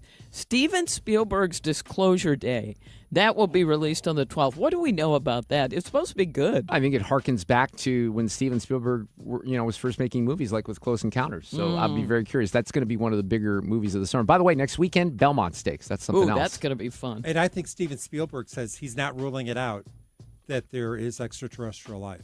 Right, I think you heard you said that that's last. right. You're well, right. I mean, you can't rule it out. you know- Sue's a skeptic. I'm But totally a skeptic. I watched the Martin Short documentary over the weekend, and Steven Spielberg is in it. It's so good. If you like Martin Short, like to see that one, yeah. I think you would Sue, enjoy it. Murders in the Building, I think, was chosen at the Crime Con Yes! as one of the top 3 crimes TV shows that so people love. Good. Okay. Thank you, Fred. I didn't know that. And on TV and streaming, season 3 of The House of Dragon will be on HBO on the 21st. And season 2 of live-action Avatar: The Last Airbender, Netflix on the 25th. And the 5th and final season of The Bear is on June 25th. Did you give that up? No. I've been all in on that. The problem with The Bear is, like, the first season you got to kind of get through. I thought the second season was great. There were parts of last year that, were slogging a little bit, but I'm with the show. It's a really hard show to watch because it covers a lot of tough topics like, suicide. The brother committed suicide, which is why, the whole change had to be made. And they do flashbacks with John Bernthal, who plays his brother. But it's sad sometimes because of that. And this is the one about restaurants? Yeah. Are you into it because your son is working not at a necessarily restaurant into like it that? because of that, but it did reconnect my son and I a few summers ago because it's like part of it is his life for sure. Cool. But it's an excellent show. The music is used very, very well. It's just you got to pay attention. You got to really stay emotionally involved in it. A YouTuber is in hot water after a stunt where he tried to eat a 10-piece chicken McNugget while on a huge roller coaster. He ate 7 out of the 10, but looked like he struggled not to choke on the first hill, so he ended up getting banned from all Six Flags parks. His name is Alan Farrell, and we've got a little sound from him. This is my life. It was definitely really hard, so I see why Cedar Point reacted the way they did, because I can see why there's safety measures and everything like that. It was hard. I had to try not to choke almost the entire ride. I had no idea Cedar Point even seen the video until I got a message saying I've been banned for life from Cedar Point, which really hurts because I've been going there since I was a little kid. I'm a season pass holder. I'm definitely sad about how it ended up, but I understand why they went the way they did. They don't want a bunch of other people trying to pull off challenges like I do. Yeah. I wonder if they have the facial recognition to tackle him how when he did walks they in the keep door, him right? out? Exactly. That was a good response, though. It was very mature, Fred. And finally, in Sue's News, we have today's random fact. Let's do this one. Freelancers originally referred to self-employed sword-wielding mercenaries. They were literally freelancers. And you could call them, and apparently it stuck for all these years later. So if you're a freelancer, that's where it began. It makes sense. There you go. We have Paul Morrow coming up. He was just at something called CrimeCon 2026. Ooh, yes. I'm Dan Loney with Your Money Now. Berkshire Hathaway has deepened its position in the world of artificial intelligence. It has announced another $10 billion investment in Alphabet through a private stock purchase of Class A and Class C shares. This adds to a position that Berkshire has been building quickly. It also is somewhat of a shift in philosophy around investment, with now Greg Abel in charge instead of Warren Buffett.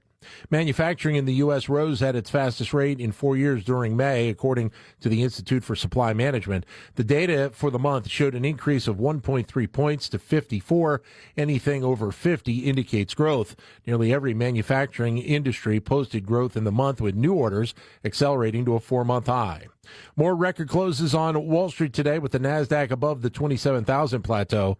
The Dow up 46 points at 51,079. The Nasdaq picked up 114 points, and the S&P 500 gained 20. And that is Your Money Now. From the FIFA World Cup to competitive business environments, grand ambitions lead to game-changing achievements. At Bank of America, we're there to support businesses at every step, providing insights and expertise to help you gain an edge. He shoots, he scores! What would you like the power to do? Explore winning business solutions at BofA.com/gamechangers. Bank of America, official bank of the FIFA World Cup 2026. Pump up the volume. Business moves fast. Orders roll in, deadlines close in. When you ship with USPS Ground Advantage, you can keep up with confidence. Every package stays in our secure network from dock to door. And with nationwide reach, dependable tracking, and upfront affordable pricing, you get built-in peace of mind. You run the business. We run the routes. Visit USPS.com/groundadvantage to learn more. Hey, let's get you some options when it comes to real estate here in St. Louis. If you're buying or you're selling, they have options for you. With the Gelman team of eXp Realty, you can get an instant cash offer with no hidden fees. They can absolutely create demand with multiple offers. Get started by going to thegelmanteam.com and find out what your home is really worth. They have an awesome tool. You can just click on the pop-up. It'll ask you, how much is your home really worth? Find out for free. You fill in your address. It gives you a number, and if you're interested in taking it to the next stop, well, they can help you. If you go to thegelmanteam.com, click on that site, and the answer might surprise you. So how are they able to provide that service so quickly and accurately? Well, because nobody in this area knows St. Louis, St. Charles, and Northern Jeffco better than the Gelmans. And you could be sitting on more equity and more of a gold mine than you even know at this point when it comes to selling your home. But the other thing that's happening right now, AI is infiltrating everything. We're going to talk about that with George from Throttle It tomorrow night. Your home is your greatest financial investment you'll probably ever have. You need a trained real estate agent, someone that can help you, guide you through all the minutia, if you will. AI cannot do that. So you want to make sure that you are with a local real estate agent who is really, really good at what they do and a ton of experience, and that's what you get with the Gelmans. Use that tool on their website. Call the Gelmans, 314-336-1991, online at thegelmanteam.com. Certain restrictions apply. It's time for a $98 AC tune-up. And this portion of the show is sponsored by Jerry Kelly, heating, air conditioning, electrical, and plumbing. From Ellisville to Glen Carbon, 97.1 FM Talk, St. Louis Conservative. Pretty big weekend for the Cardinals. They did not do well on Saturday, but they won the game against the Cubs on Friday in dramatic fashion. Yesterday took care of business, so they win that series, taking 2 out of 3. The Rangers in town. Cusumano is going to join us here in just a few minutes. We got a lot of stuff to talk about. The NHL and the NBA Finals are set. Sue mentioned that in Sue's news. And the Battlehawks are actually getting ready for the playoffs. So we love this next guest because he's such an expert on a lot of things related to different cases in crime and also politics. Paul Morrow, Fox News contributor, and he writes at theopsdesk.org. He founded that. But Paul, we're so fascinated that you're in Vegas for something called CrimeCon 2026 because we find that fascinating. How are you this afternoon? I am good, Mark. Thank you for having me. How long have they done this thing, this CrimeCon thing? It's not exactly new, right? No, it's not. It's apparently been going on a long time. I never heard of it until, I think last year was the first time I heard of it. Somebody had to explain to me what it was. And I'll confess to some skepticism. I didn't know what it was going to be about and if it was actually anything more than some sort of ghoulish obsession right. With, crime. But it's not, actually. It's a lot more. There's a lot more to it than I realized. There are victims advocacy groups there. There's a lot of police-related groups there. There's technology groups there, people doing real deep-dive DNA to try to solve cold cases. Missing and exploited children's advocates from some of those institutions that are out there. So I have to say, I was really, I went last year. I was pleasantly surprised. I was working for Fox. And then, I went back this year. And if anything, it has grown. And it's a worthwhile event from where I sit. Did you participate or did you lead a panel on the Nancy Guthrie case? Is that what Fred might have told me? Yes, I did. So we went up, had a panel on sort of just to review the facts and talked about a little bit about where the case may be going, all of which is speculative, of course. And, a lot of the information that is likely going to direct the case is not public, but nonetheless, going off of what we knew, we had an audience of about 600-700 people, I think, and they were in this big auditorium. We took questions, and it was very interesting to review that case, which is not quite a cold case, but obviously one that's still of tremendous interest. So it was myself and my co-hosts from the weekly Rap Sheet on Fox Nation. That's the Fox streaming service. Sue wanted to know if you met Keith Morrison because he's one of her favorites. That's he had really to be there. Was what he there? It's about, Paul. Yeah. Is he the older guy that's on one of those 2020 or Dateline or one of those things? Yeah, he's Dateline. He's so well known, and he was Matthew Perry's stepfather, but he has the voice that he's just the voice, capital T, capital V. when it comes to crime. I'm pretty sure I know him. People were shocked that I didn't know. I'm just going to reveal some ignorance. I should know this stuff now because I'm in media, but coming out of the police world and the intelligence world, et cetera, people were were nudging me and saying, "Oh, look, it's so-and-so," and everybody had to explain to me who these people are. And I'm not disparaging them. They're all professionals. They were all uniformly gracious.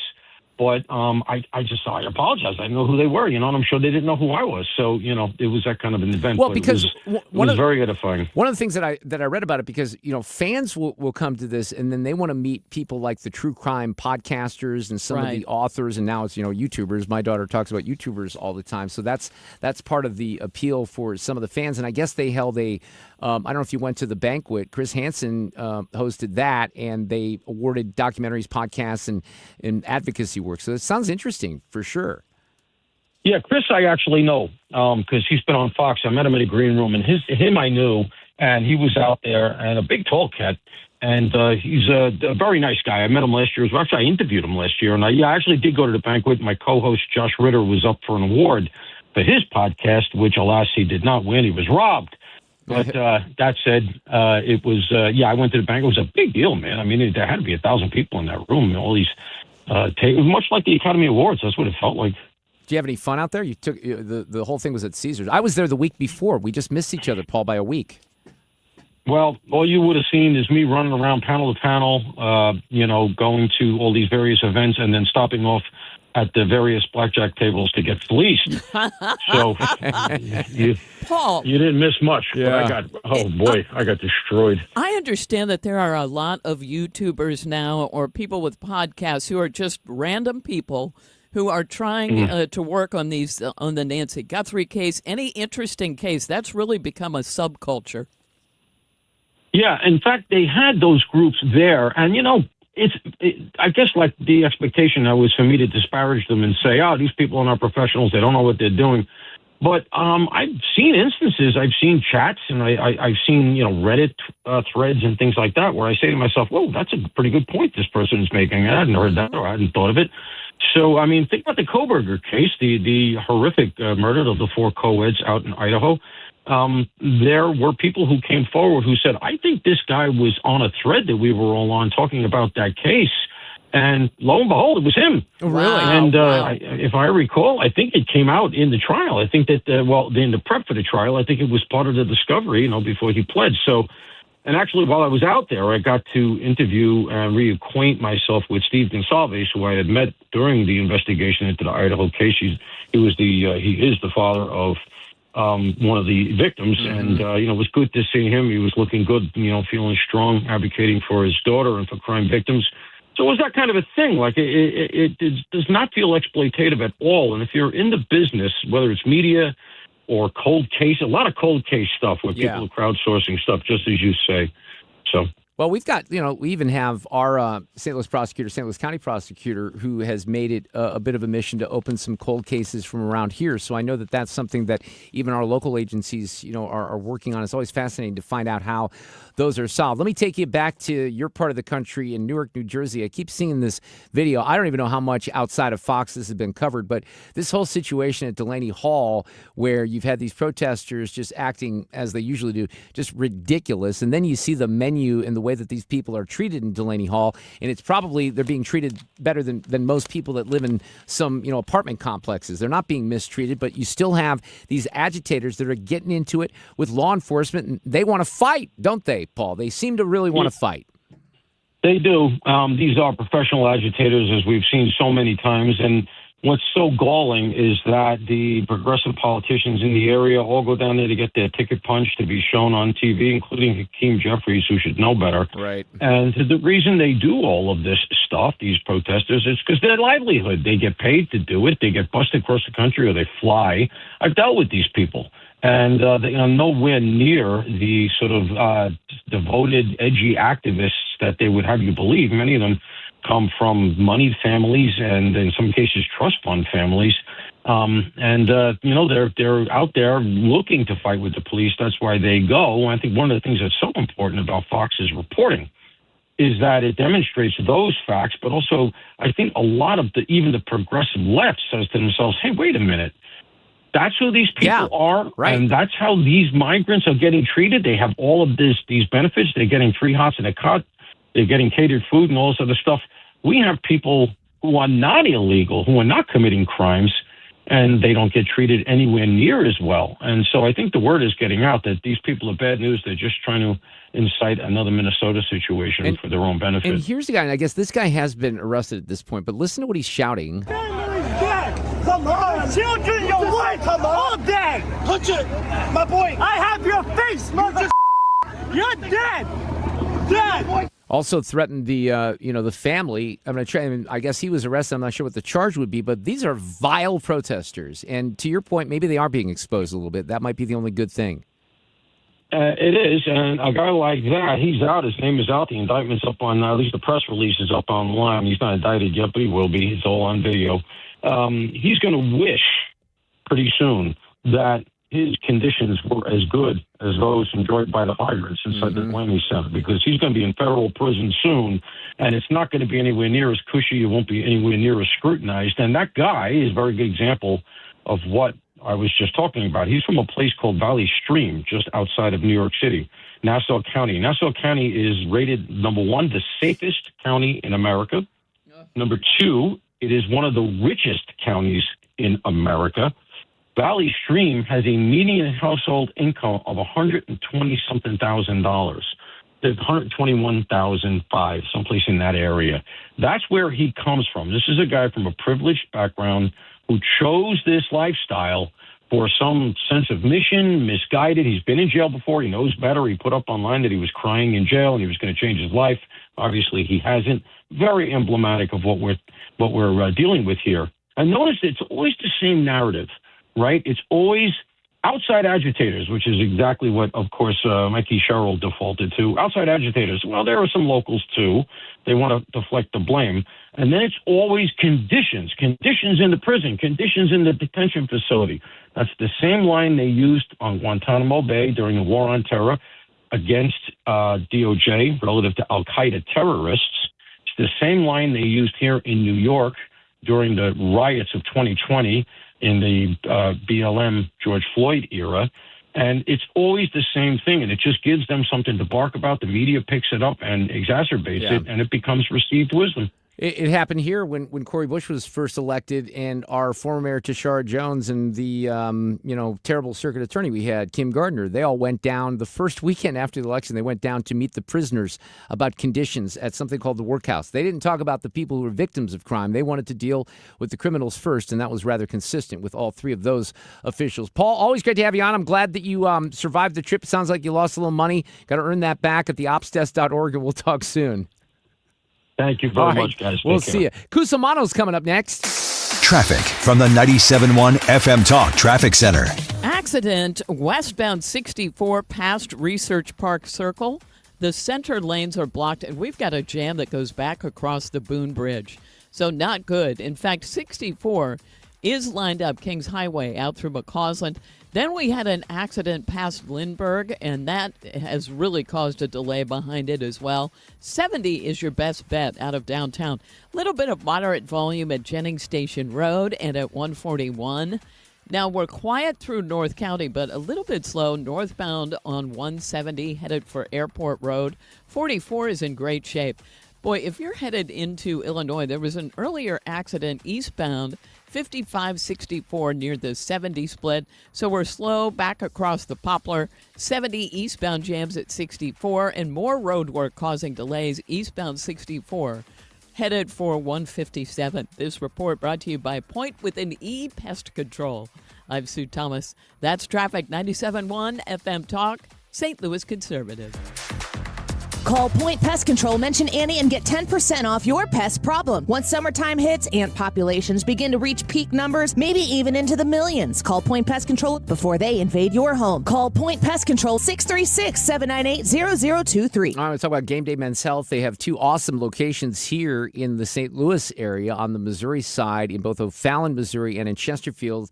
Matt Lawrence runs both those offices. They're outstanding. He'll tell you that, there's a lot of interest in peptide therapy and vitamin injections, and they do it the right way. A lot of misinformation out there, but they're professionals at Game Day Men's Health, and you can have something that might, stimulate your body's natural growth hormone production, which supports lean muscle, enhanced recovery. They have B12 injections. Some people might be vitamin deficient. They also are still offering you a free testosterone test and blood work, you go into the clinic for that 1 hour visit. They're going to stick to that time plan, give you some results. Maybe you're interested in TRT, testosterone replacement therapy.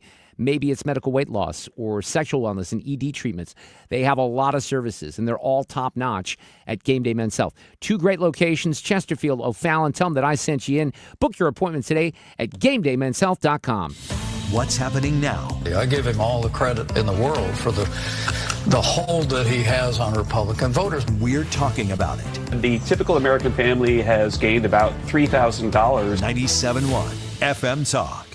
When you're approaching retirement, there are a lot of questions to answer. Do you have enough money to fund your income for life? How should you claim Social Security? And what's your plan for health care and long-term care? Hi, I'm Eric Robert, Director of Investments with the ClearPath Wealth Management Group at Stifel and host of On the Money Saturday mornings at 11 on 97.1 FM Talk. Don't leave your retirement to chance. It's crucial to understand and address relevant risks before you retire. Our team can help you get organized, guide you through critical retirement decisions, and create an investment portfolio designed around your needs. To schedule your free retirement plan consultation, go to clearpathinvesting.com. That's clearpathinvesting.com. Or call us at 636-695-2650. That's clearpathinvesting.com or 636-695-2650. Stifel Nicholas and Company Incorporated, member SIPC and NYSE. Want to make the most of your tax refund? File with TurboTax on Intuit Credit Karma. They help you get your biggest refund, and then we help you do more with it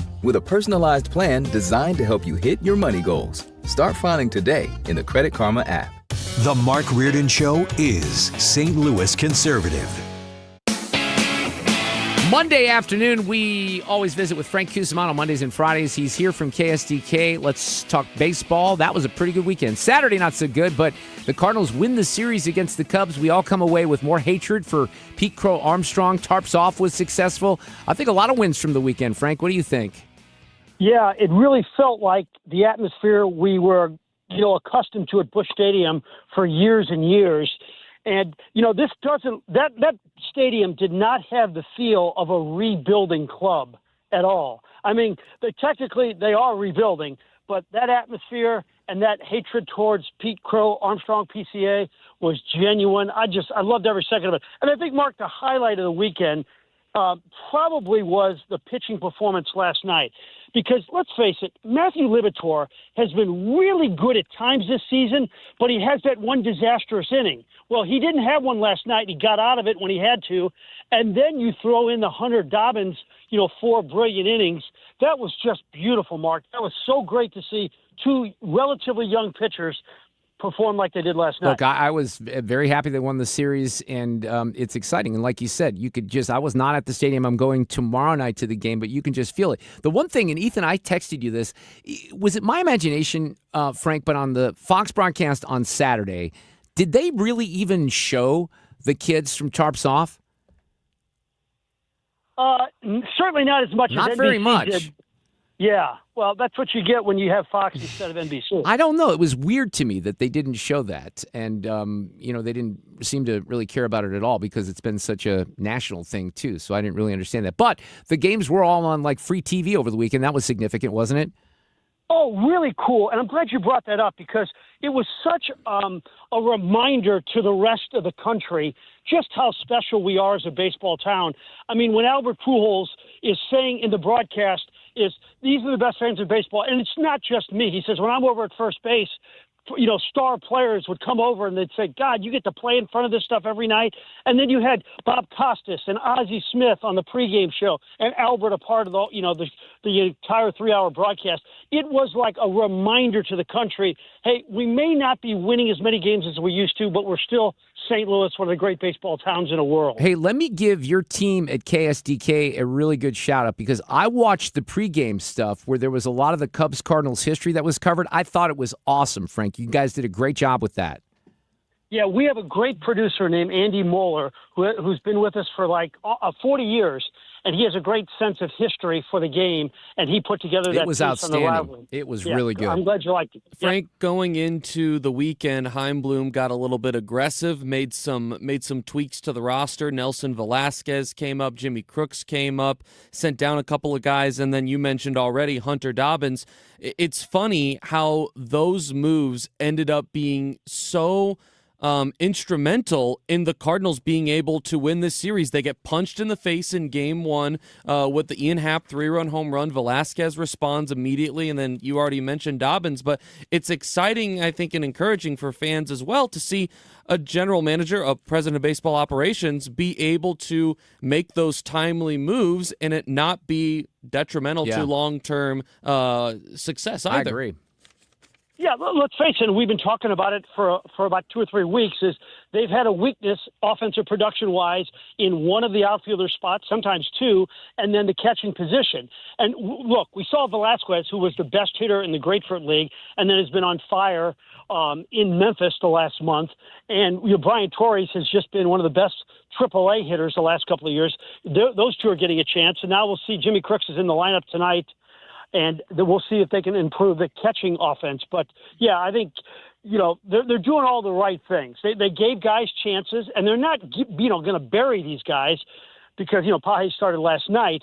But they have options now, and they got a chance to become a playoff team this season. How do we find the Texas Rangers right now? They're a couple games below 500. They're just 2.5 behind the Mariners in the American League West. What would you say about them coming to town? Well, they're managed by Skip Schumacher, who was terrific in his previous stint as a manager. They're 3 games under. They just swept the Royals. And tonight, we're going to get the chance to see the pride of CBC, Jake Berger, who is leading the team in home runs, and he's been a terrific power hitter. So this is a great chance for the Cardinals to take 2 out of 3. Awesome. All right, we got the final set in the NBA and in the NHL. It's the Golden Knights and the Carolina Panthers. I think that will be an interesting series. Hurricanes, I really do. Carolina I'm Hurricanes. Sorry. Wrong sport, Okay, Mark. it was written down here. I should know that. I'm going to blame. I'm throwing Fred under the bus on that one. I'm Yeah, sorry. you It's are. the Hurricanes. Go ahead. Well, yeah, I think with the mojo that Vegas has, what they did to Colorado, who many thought was the best team in hockey, I'm leaning towards the Golden Knights in this series, but I think most of the country is a little bit more interested in the NBA Finals because Victor Wembanyama is like no other player we've ever seen in the history of basketball. I'm not saying he's the best, but there's nobody who's been 7'5" or 7'6" who knocks down threes, and they're led by a 22-year-old, a 21-year-old, and a 20-year-old. In Castle and Harper, who are 21 and 20 respectively, and Wembanyama, who's 22. I mean, this is going to be an unbelievable series. It's good for basketball that the Knicks are back. They haven't won one since 1973. They have one of the great closers in basketball in Jalen Brunson. I just can't wait for this NBA final. Yeah, you know what? I haven't really paid attention. I lived in Milwaukee for many years, and I watched that season when they won 4 summers ago, the Bucks. But I don't pay attention to the NBA. But I know a lot about Victor, and I know how good he is. And I'm going to, with the history of the Knicks and how they're coming back, I'm going to watch a little of this series because I think it'll be fun. Then again, you can only watch the last 2 minutes and you're, kind of caught up with NBA games. That's kind of the old joke. Anyway, Frank, you have a great week. We will talk on Friday afternoon. Sounds great. Thank you so much. Take care. Hey, Ethan, our boss just texted us. Steve Warren said he thinks that the Cardinals have the same record now as they did a year ago. That's quite possible, right? Because they ended the month of June, I think, like several games above 500. It would track out because last year they had the best record in the month of May of any team in Major League Baseball. Right. They won, I think, 17 or 19 games in the month of May, and then the rest of the year was just this slow downhill trot, and they ended up, kind of teetering out. Right before the All-Star break, we were still at least, in there in the mix for maybe the wild card. But yeah, things tailed off. Yeah, there was a lot of after question that. as to if they were going to end up trading some of those guys that they end up did. The reason to be more excited right now, though, is because the guys that are contributing to the success, these are guys that are going to be here long term. These aren't question marks like Wilson Contreras, Brendan Donovan, Nolan Arenado, where we're thinking, how long are they going to be here? Yeah. These are young guys that are going to be here for the future. They even focused on that on the broadcast last night. I think the oldest person on the team, 27 or 28 or something Probably like that. It's Dustin or Brian Torres, I guess. We have David Strom from hotair.com just around the corner. Also, Brian Ping, St. Louis native. He's an anchor for KNX in Los Angeles. Tomorrow tomorrow is the jungle primary for mayor and the governor of California. Does Spencer Pratt have a chance? He doesn't. But we're going to talk about it anyway. Traffic from the 97.1 FM Talk Traffic Center. Well, there is an accident eastbound on the Chain of Rocks Bridge, and they've got the left lane blocked. Traffic is jammed back past Lilac. Also jammed is northbound 67, headed for the Clark Bridge tonight if you're headed into Alton. Now, westbound 64, moderate volume in the usual areas. Kings Highway out through McCaws on a little bit at the inner belt, but then it jams as you approach Lindbergh through an accident that was really close to Spady. Then you get a break, and it jams again. There is an accident westbound 64 past Research Park Circle, and it was in the center lane. They've been moving that off to the shoulder, or trying to. And we've got a jam that goes back across the bridge. So your best bet is 70, just moderate volume at Jennings Station Road at Lindbergh, and then things open up. Southbound 270 and northbound moderate volume at Ladue Road, and then southbound slows 44 down through 21. I'm Sue Thomas, and that's traffic. 97.1 FM Talk, St. Louis Conservative. It's time for a 90 up. Honey, I found the one. Oh, I thought I was the one. Oh, you are, but this one's certified, background check, shows up on time, and can install all the ceiling fans. Heating, cooling, electrical, and plumbing. Trusted pros who do it right. Just to be clear on the L.A. mayor's primary, Spencer Pratt does have a chance to get into the runoff. You know, that's why this is a jungle primary. The first or top two candidates, unless someone gets more than 50%, will run off, and it's not expected that Karen Bass will get more than 50%. So the top two will run off. But we'll let Brian, kind of get us all the update here in the next hour. How do you create a worry-free retirement? We're going to guide you into that, take stress out of your life next Tuesday night at the DoubleTree by Hilton in Chesterfield. And let me just correct myself already, because I cannot keep track of any days. It will actually be 2 weeks from tomorrow. So it's on June 16th. Again, the whole Memorial Day thing coming early threw me off. 6:30 p.m. These are free events. We just need to know that you're coming. And if you go to retirementkey.com and you click on the register tab, you'll get signed up right away. And then you can also, on that same page, it says rather meet one-on-one. Some people more familiar, more comfortable in the group setting. If you're one of those people, reserve a spot. We'd love to see you 2 weeks from tomorrow night out in Chesterfield. If not, if you want to go one-on-one, it's important. Don't put meetings like this off. They have options for you in making sure you have enough money to retire on and survive on. 314-993-9494. RetirementKey.com. They're the official financial planners of this show, Thomas Helbig, and the Retirement Advisory Group. We all know spring weather means spring storms. Mark Cox here for Hanson's Tree Service. Now's the time to remove any dead or hazardous trees over your home before the spring storms bring them down.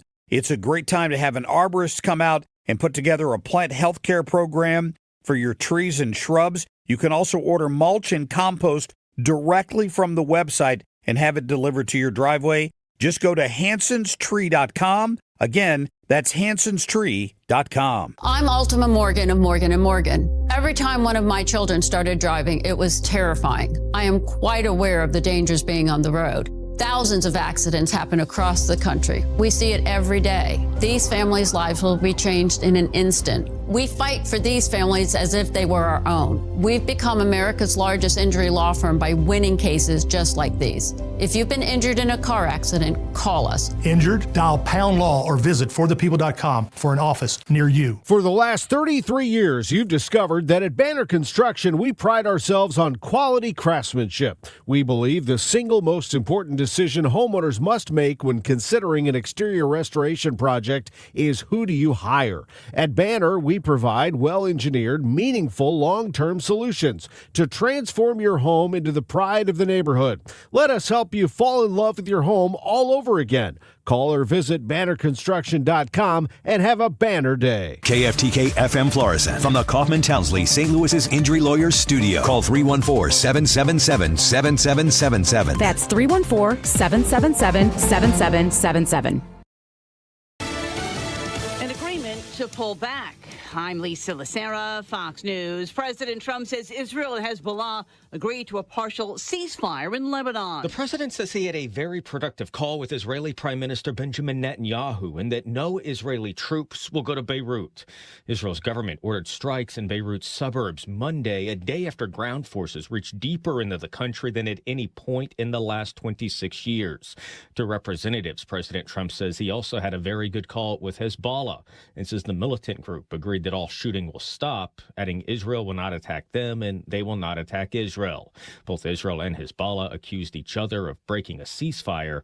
Iran has insisted Israel stop targeting Lebanon as part of a ceasefire agreement with the U.S. Fox's Jared Halpern at the White House says the U.S. and Iranian forces trade fire. U.S. CENTCOM confirming that its forces intercepted 2 Iranian ballistic missiles targeting American forces based in Kuwait. They added no American personnel were hurt. That attack coming after U.S. forces carried out strikes on Iranian radar and drone launching facilities in Iran and on Kehoe Island. U.S. CENTCOM says the measured and deliberate strikes were in response to Iran shooting down a U.S. drone that was operating in international waters. Fox's Jeff Paul in Dubai. This is Iran continues its blockade of the Strait of Hormuz. Senate Democratic leader Chuck Schumer reacting after the Justice Department complies with a court order and pauses a nearly $2 billion fund meant to compensate allies of President Trump. For MAGA billionaires, cop-beating January 6 insurrectionists, and his own family, he wanted no transparency, no oversight, no accountability. It's disgusting. Lawmakers from both parties have raised concerns about the fund and whether people convicted for actions taken on January 6 would be eligible. America is listening to Fox News.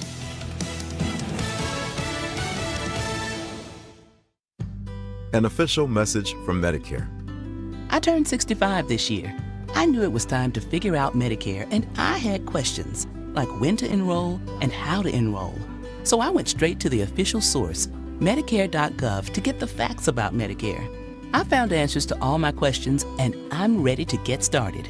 And so can you. Just go to Medicare.gov to get the real facts about Medicare. Paid for by the U.S. Department of Health and Human Services. I move mountains for a living. Literally. That means I don't carry hand lotion, and when it comes to serious heartburn, I don't mess around with anything but Rolaids Max Strength. Its dual-active formula has 1,500 milligrams of calcium carbonate and magnesium hydroxide that relieves heartburn fast. And the best part? The roll fits right here in my pocket, so I can get back to moving mountains. Rolaids spells powerful relief. 1,500 milligrams is our highest amount of antacid per tablet. Read each label. Use as directed. Keep out of reach of children. Air Comfort Service, heating, cooling, and insulation. Weather. What a pretty evening. All the unsettled weather is gone, partly to mostly clear skies. Delightful this evening, 63 for the overnight low. On Tuesday, plenty of sunshine, 81 for the high for early June. Can't really complain about that. Tuesday night, clear skies, 57. Wednesday, sunny and 81. Thursday, sunny and 85. This is 97.1 FM Talk. Chief Meteorologist Dave Murray. This hour of the Mark Reardon Show is sponsored by Gamma Tree Experts. Your trees deserve the best care. Call Gamma Tree Experts. This is the Mark Reardon Show on 97.1 FM Talk. Oh, Sue was just commenting on how we love the long days. The first day of summer is still a few weeks away, and I kind of told the gang, like the other night, I think it might have been Friday, I don't know, maybe it was Saturday. I played pickleball and I'm old. I'm like, I'm kind of tired. And it was still a little daylight out. I mean, it was probably 9 o'clock, but still. You've got a little light until after 9, don't you, at this time of year? Yeah, For I sure. was at a soccer game last night, and it was over like at 8:15 or so. It's like, I felt like it should be dark. Right. You know? I know. It's like, well, I'm done. But don't it's complain still about light. that. Oh, no. I know. Which soccer game did you go to? Oh, nephew's. Okay. It was a, intramural sort of. Okay. It's co-ed very game. dedicated of you as an uncle. Oh, yeah. Right? That's good. David Strom is back with us from hotair.com. It's been a bit since we visited with Mr. Strom. I'm looking forward to it. How are you, David? Hope all is well. Is there still snow on the ground in Minneapolis? No, we've had weather very similar to yours. I was listening to it, and it's like that could be Minneapolis' forecast. We've had a great spring. We really have. A lot of times what happens this time of year here in St. Louis is May kicks in and we go right to the 90s and the AC and all that. We've had I think, Sue, we've had a great spring, haven't we? We actually had a spring, which is awesome. Exactly. That's the point to be made. But I know you guys one of the things I know about Minneapolis is once the weather does get nice, you guys take advantage of the nice weather with golf and all kinds of activities up there. So it is beautiful. It's just, we had this story that Sue gave on this segment that we do, Sue's News, and which cities had a snow on this date in history. It was Buffalo and somewhere else in New York State and somewhere in Ohio, like Cleveland. Yeah. On this day in history. And then I didn't mention this in the last hour. So my first day in Milwaukee was June 1st, 1997. So it's 29 years ago today. And what I remember, David, and I grew up in the suburbs of Chicago. I wasn't risk averse to cold, but on June 1st, the low temperature in the morning, because I did the morning show, so I got there at 4 in the morning. It was 40 degrees, June 1st, 40 degrees. That should have been my first signal that things weren't going to go well weather-wise. And I finally got sick of and it wasn't, I always say this, you might say this about Minneapolis. It was never the winters that drove me crazy up there. It was the springs because I was right by the lake and it just never would warm up enough, Oh, and everything was dirty because all the dirt that has accumulated on the snow, as it melts, it's just awful. I mean, late spring is great. Early spring is snow melt, mold, because mold grows under the snow as it melts, and then all the sand and dirt that was put down during the winter. Then it gets disgusting. Gross. Well, let's talk about some issues. Look, things are relatively quiet in your neck of the woods, aren't they? After all the excitement from January and February, you don't really have a lot going on up there. I know you just celebrated the George Floyd anniversary, so that was a big deal. Yeah, it's instead of Memorial Day. In fact, our governor went to the George Floyd party. It was basically, he was dancing there, but he skipped out on Memorial Day at Fort Snelling.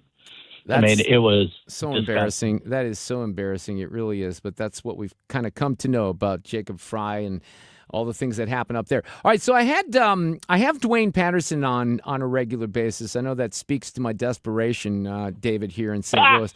No, I love Dwayne. He's great. He's become a good friend. But we talked last week a bit about Grant Plattner. I know that Dwayne wrote a piece for Hot Air on Grant Plattner. He basically told me he's pretty convinced that in the end, Plattner's not going to win this seat. But, your column was, wait, I'm not so sure, even though all this stuff and they still have the Oppo file that's getting released, you're not so sure that he's done. Look, he's got a pretty big lead on the Democrat side and even over Janet Mills if she would get back in the race, because that's being talked about, I think, at this point, too.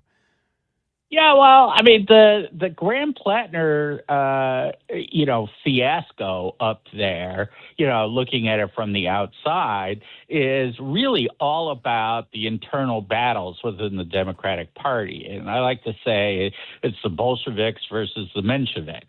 And, the Mensheviks, the establishment, basically they view the Democratic Party as an organized crime institution where they're there to skim off the top, funnel money through NGOs and push their agenda that way. Whereas the Bolsheviks are, basically the rising communist DSA folks. And Graham Plattner is their guy. The Mensheviks, the Chuck Schumer types, went and tried to get Janet Mills, and that didn't work out real well. And I think what's happening here is you've got the establishment doing an Oppo dump now, hoping they can drive Plattner out of the race. Right. I think that's certainly what's happening, or they're trying. I don't know if it's going to work. I don't think it's going to work. And, it's the Democrats, because the Republicans would wait until he was locked in as a candidate. Yes, politics. That's exactly Yep. right. And these consultants, they have big files and they have things that they will release and maybe that they hold back, and they kind of they gauge it. They have to figure it out. And there's a bit of I don't know if you want to call it an art or a science to the consultants and some of the Oppo files for sure. Let's talk about Iran, because I had Tim Carney on earlier from the Washington Examiner. He's very concerned. He expressed some concerns in a piece that he wrote about the politics of all this and where it might be taking us. The president today said this: Iran, this was on Truth Social, of course, Iran really wants to make a deal, and it will be a good one for the USA and those that are with us. But don't the Democrats and various seemingly unpatriotic Republicans understand that it is much tougher for me to properly do my job and negotiate when political hacks keep negatively chirping at levels I've never seen before, over and over and over again, that I should move faster, move slower, or go to war, or not go to war, or whatever. Just sit back and relax. It will all work out well in the end. It always does, President DJT. So he's basically saying, hey, relax, be patient. We got it covered. I don't know if all the Republicans are taking or heeding that advice right now, David. No, I've backed Donald Trump on this from the very beginning until about 2-3 weeks ago, where I started losing faith. And I think President Trump, has reasons to be concerned about reigniting the war. But I am now inclined to believe, particularly after he pressured Netanyahu to at least put in a partial ceasefire in Lebanon, that to believe that he is chasing the deal. He's worried that Iran is going to go with what amounts to a nuclear option if the war restarts. And it's not an actual nuclear bomb. They don't have one, but basically devastating all the oil infrastructure in the Gulf countries. And the intelligence seems to suggest that they have enough ballistic missiles to retain a deterrent. So I have become skeptical. Justifiably so. Yeah, and so I've become a chirper, and I wrote a piece. It was a VIP piece at Hot Air, and my readers were about half split. Some saying, yeah, he should never have ceased fire. He should have just pressed to the very end. And the others are calling us panicans. But, I don't want to be, the guy that goes on TV and says Joe Biden is sharp as a tack. The Republican version of it. There's things happening here that I'm very confused about. Look, you had in your piece, you put a tweet in here from someone that I follow, which is at Bonchi Red State, saying Iran has concluded that Trump simply will not back up his repeated threats and red lines. So they just keep adding provisions and stalling. They don't want to deal because they see the long-term realignment of power as more valuable. That reality won't be wished away. And I kind of agree with that. And that's where I'm wondering. Now, look, I understand the other thing that I think is certainly something that would be in the administration's favor. I think that this economic blockade is really, really inflicting pain. So I think the hope is still that pain is going to result in a better deal. But man, this is going to get dragged out. The president seemingly is saying he's not worried about the midterms at this point. He wants to do the right thing. And the right thing is making sure that this regime does not have a nuclear weapon. But I think we're kind of owed a little bit of a path here as American taxpayers. Well, yeah, 100%. And I will tell you that I was very skeptical of the ceasefire at the very beginning, but I assumed that they had, just a better strategy. I mean, I think the economic blockade, is putting an enormous amount of pressure on Iran. But they look and their timeline is basically how long will it take for Trump to relent. Yeah, Trump has three or four timelines that he has to look at. He's got just sort of the general American support, which is already very weak and was very weak from the very beginning. The second is his MAGA support, which, just frankly, he admitted as much about the panicants. And, he's saying that this makes it harder.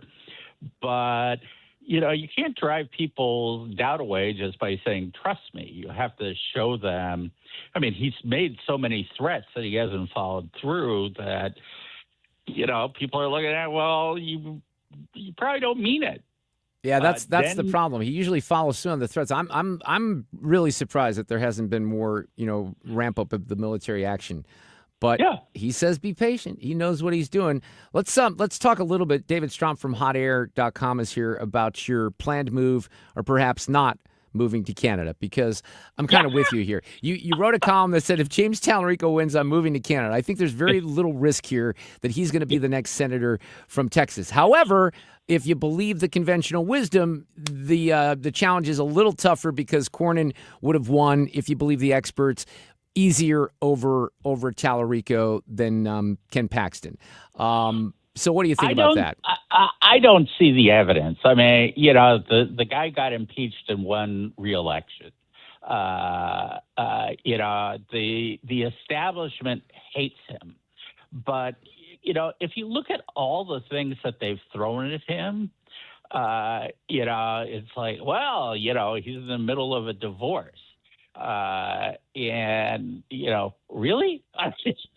That's what you've got? I mean, they really don't have a lot on him, and Tallarico is just insane. So to put it mildly, right? Yeah. And I mean, if you look at the results, I mean, he just beat Cornyn. I mean, he beat him like a drum. I mean, Cornyn just, if you say he's like the most electable guy, an incumbent comes in and he gets, what was it, about 30%? It's clear that his electability was oversold. So, no, I think that Tallarico, of all the places where the Democrats are looking for a pickup, he is by far the least likely. I would agree. But you had, even in your piece, there was a poll that came out. I don't know what this poll is, public policy polling, that shows Tallarico with a 7-point lead over Paxton. Yeah. I mean, I think any poll right now, I think that's driven mainly by the fact that you've got a very dissatisfied group of people out there, generically, in terms of how they feel about Republicans. They're ticked off by, what's the economic consequences of the war and the fact that Trump, in their view, doesn't seem to be sharing their top concerns. And so, but when it becomes an election between Paxton and Tallarico is just a fruitcake. I mean, just an absolute, insane guy. And the more you hear about him, just seeing the things that he said, he's just way too out of step. I think a lot of us knew this to begin with, when this all started with the Jimmy Kimmel thing, right? And, the deeper you look, it's just so hard for me to believe. And I know that, Ken Paxton put a real quick ad out last week that sort of is a summation of all the kooky, wacky things that he's now trying to back down on. But I don't think that's going to work with voters in Texas. David Strom, read him at hotair.com. I hope all is well. Great to have you back on this afternoon. Hey, it was a blast. All right, appreciate it. Traffic from the 97.1 FM Talk Traffic Center. Crews are still on the scene of this accident, and this is on the Chain of Rocks Bridge. So it's eastbound 270, and the left lane is blocked. We've got an emergency vehicle. I can't tell whether that's a fire truck or an ambulance, but they are still blocking that left lane, and traffic is a solid jam back through 367. Ugh. Now, 70 westbound, we've got a report of an accident where, of course, Jennings Station Road. And then things open up a bit past the airport. Now, 64 is a slow go in pockets. Hampton, and that goes out through Lindbergh. There was that accident past Spady, but that has been cleared, so that's some good news there. We did have an accident downtown. Actually, they were calling it a stall. Westbound 44 at 7th. Watch for that on the left side. And other than that, it's the usual volume. So if you are on 44, it actually looks pretty good. Ooh, we've got a report of an accident, though. Westbound on Highway 30, really close to Brennan Road. So a jam behind that one.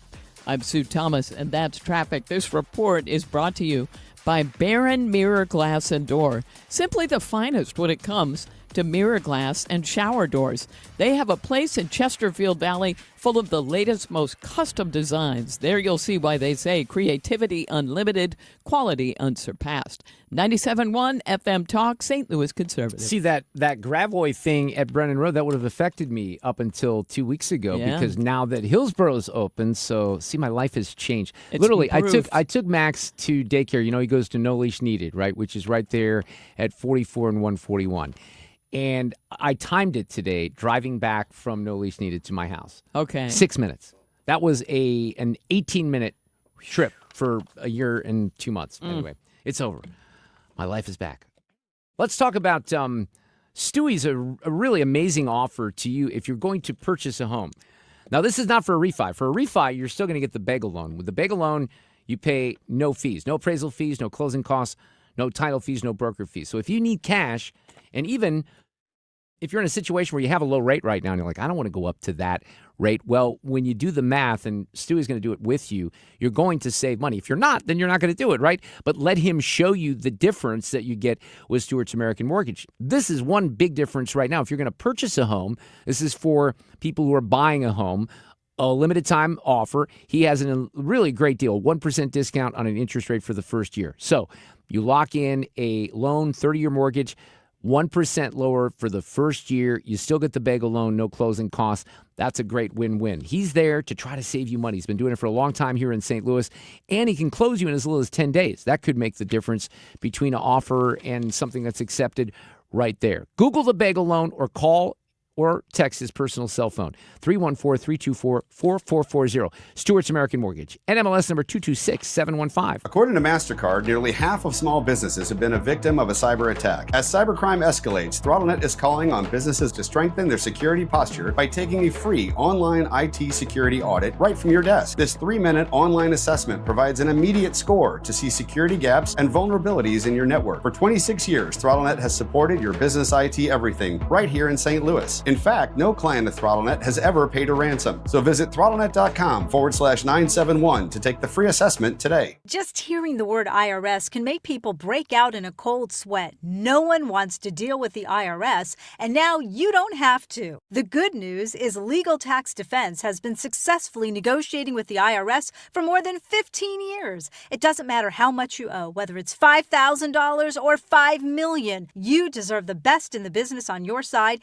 and that is Legal Tax Defense. Even if you're working with someone else and just want a second opinion, there is no cost or obligation to call. They can prevent levies, liens, wage garnishments, even file back tax returns. And the best news about Legal Tax Defense is they won't take your case unless they know they will reduce or eliminate your tax debt. Call Legal Tax Defense right now for a free no-risk consultation. 800-284-1238. 800-284-1238. You have nothing to lose but everything to gain. 800-284-1238. Mark Reardon is St. Louis conservative.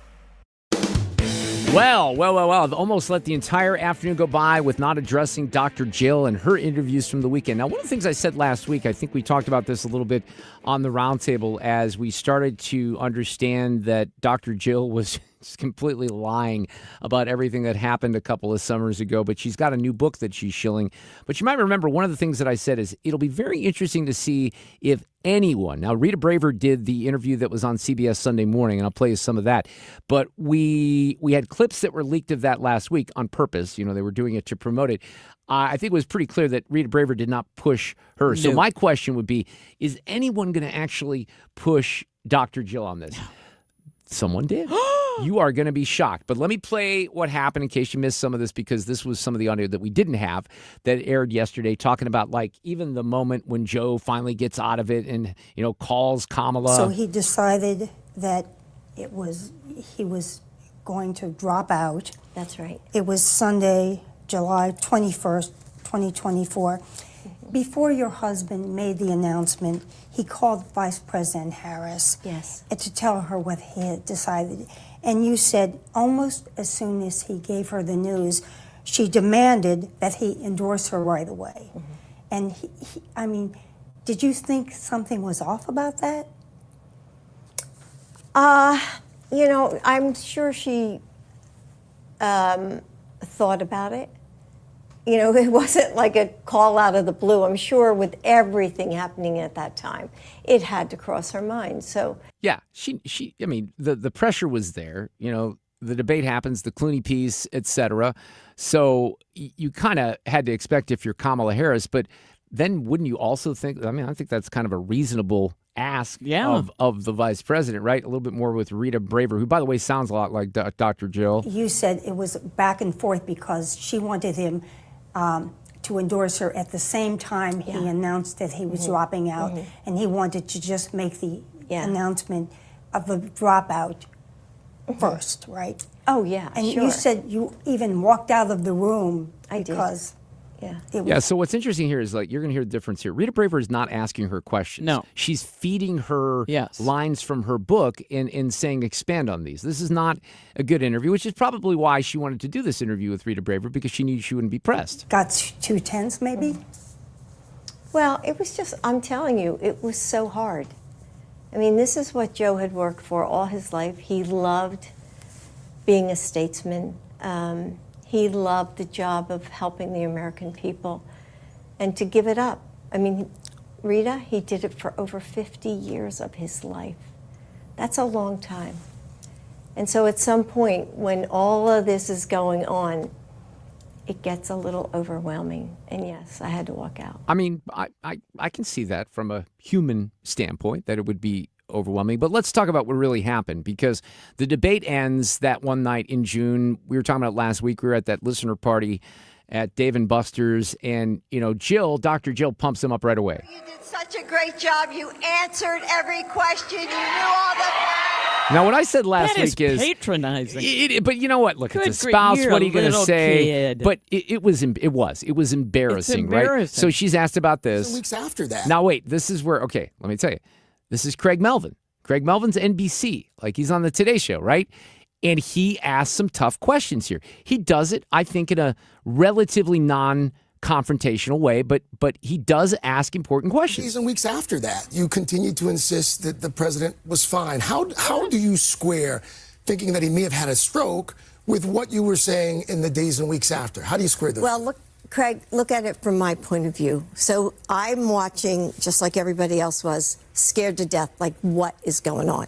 He gets off the stage. I see he appears to be okay. He says to me, Jill, I really, in other words, messed up, didn't I? And I said, yes, you did. And so we get off, and I know we're going into another event, or we have two more to do. And my mind is racing. What do I say to him? What do I say to him? I'm his wife. I've got to lift him up. She focuses on that. Now, look, I'm going to say, I will give Dr., even though I don't really like Dr. Jill, I'll give Dr. Jill a little grace on that, because in the moment, but it didn't stop after that. Exactly. That's what his question is. A loving, caring spouse, and I don't know if this would have said, Joe, it's time to go, dude. You're ruining your legacy.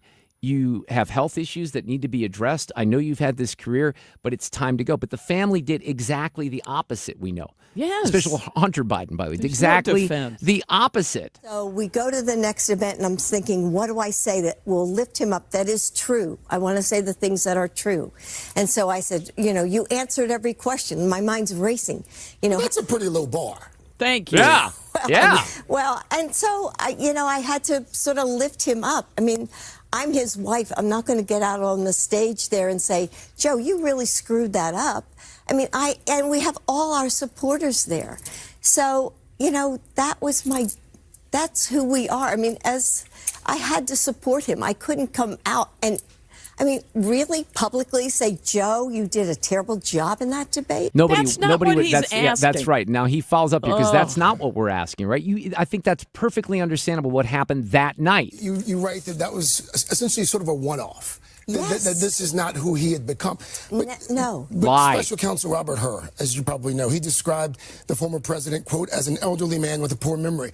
George Clooney, the actor, said at a private fundraiser before the debate, quote, Biden was the same man we saw that we all witnessed on that debate stage. Even his former chief of staff said that his memory had worsened over the course of his presidency. He aged. He did. He got older, and we all saw him aging. There were the words that he would forget. But, we were all aging. Yeah, so what she does laughs that have it to do off. with anything? It doesn't have anything. Nothing. Look, yeah, he was aging, but he was aging rapidly, and he was aging to the point where he was not capable of doing the job. Right. And people were covering this up. Everyone from Dr. Jill to his chief of staff to Karine Jean-Pierre, who still, she gets so off the hook. She writes this book that I don't think really sold at all, but her name's never even mentioned in all the lies that she was, participating in. So I think there's one more cut here. You wrote something. This was quite revealing in the book, and I want to put an excerpt on the screen. Okay. You write, because you questioned some of your decision making, it seems, in the book. Had he grown too old for the job? And I hadn't noticed. I didn't think so, but could I be objective enough to be sure? The doctors assured us that he was healthy and able. In hindsight, were you able to be impartial? Well, the doctors did assure us. He had an exam every year, a health exam like every president does. The doctors assured us he was healthy. And I saw him doing the job every single day. Every single day. He got up, he went into the office, he did the job, he passed bipartisan legislation. He worked, and I saw him work hours into the night. So yes, did I see him slowing down a little bit when he got tired? Did he stutter a little bit at night? Yeah, sure.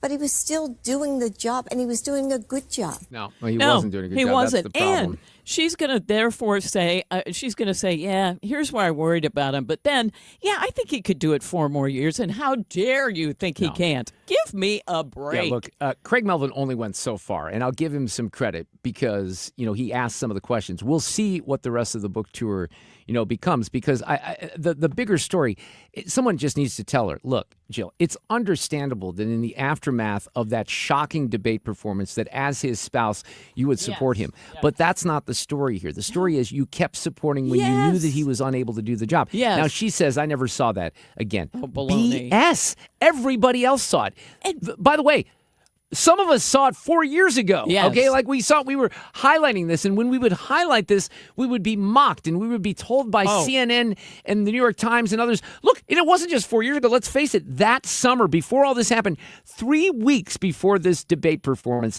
he was in France, wandering around, and we were told cheap fakes, deep fakes, he's just saying hi to people. And there were several things that led to a debate performance that was disastrous. That's why I'll never forget this, because the people that were in our room, conservative, loyal 97.1 FM Talk listeners, were shocked. No one was laughing at him. Of course we were not. Like, what it's not funny. In God's name is going on? And it changed everything. Mark, it really and did. now she wants to make money off of the. I can't even. No, I know. It's disgusting. I'm with you.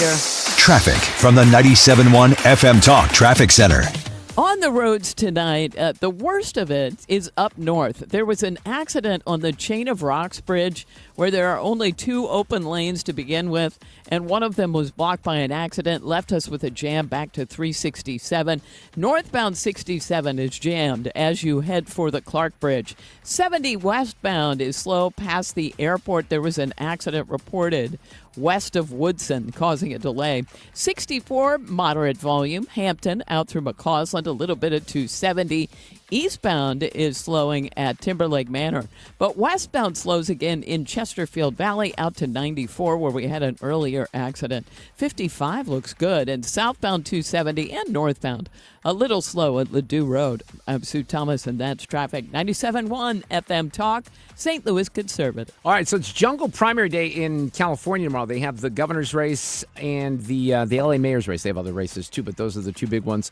Our friend Brian Ping, who is a St. Louis native, works for KNX Radio in Los Angeles, is going to give us a preview coming up next. It's the top 2 finishers will run off if nobody gets 50% or more. I had some pictures. I sit here with my iPad every day, and when I'm working in the morning, there's a photo feed. If you have Apple products, I'm guessing they have something similar if you have Androids. But there were some pictures that came up today of BK, Bill Kaufman from Banner Construction. It's good to see him on the we were playing golf at Belle Reve a couple of years ago. Bill's amazing. He came to one of our fish fries recently. He's very proud to, have started this company and really been successful over the decades. Sam P. and Bill Kaufman have built Banner Construction into an elite home remodeler, dealing with and very proud to work with some of the great products on the planet. James Hardy, Fiber Cement Siding. They're an elite Hardy contractor serving the St. Louis area, an elite member rated #1. Same thing when it comes to Pella replacement windows.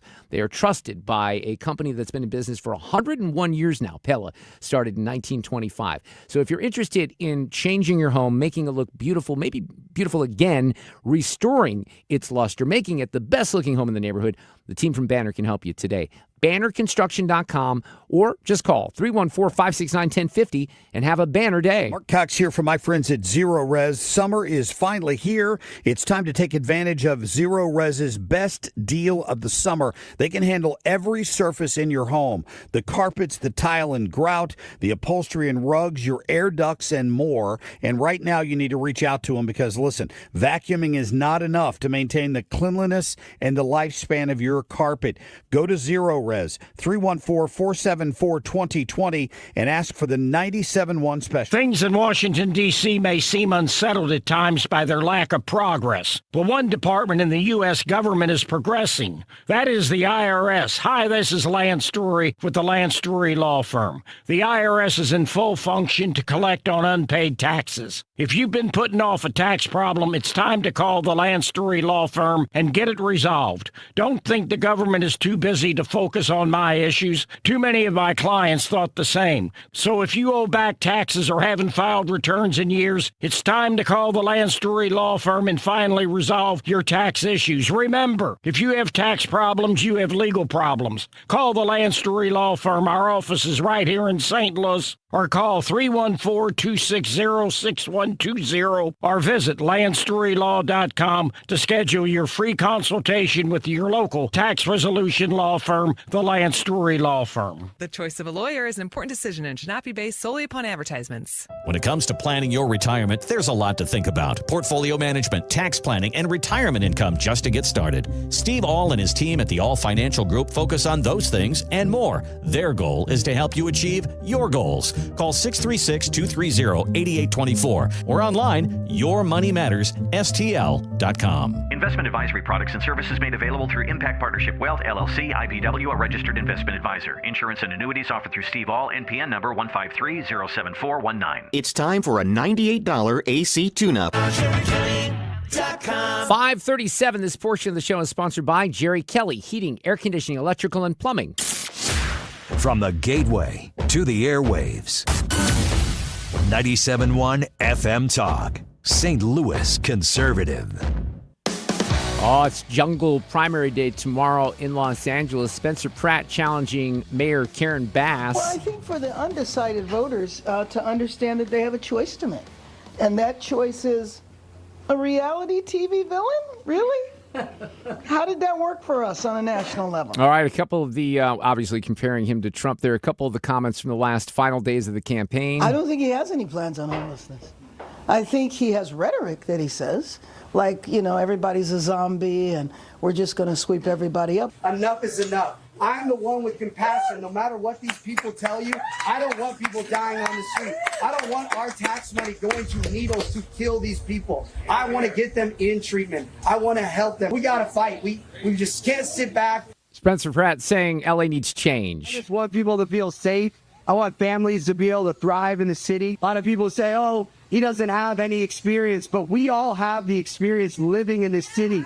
We know what needs to be changed. And as a city, we will change it together. Yeah, there's no doubt that his candidacy has drawn a lot of attention, drawn a lot of national attention, but will it be enough in the end? But we're going to talk to Brian Ping, who's going to know a little bit about this from KNX Radio in Los Angeles, a St. Louis native. How are you, Brian, this afternoon? Let's start with that mayor's race. It's just the primary, so in this jungle primary, the top two finishers will move on to the general, unless Karen Bass or somebody gets 50+% or more, right? Yeah, correct, Mark. And good afternoon. That's looking very unlikely because the latest polls show that this is a three-way dead heat. The top person in the polls, which right now is Bass, only getting about 28%. So just barely, not even getting that 1/3 threshold. So it's going to be two moving out of November.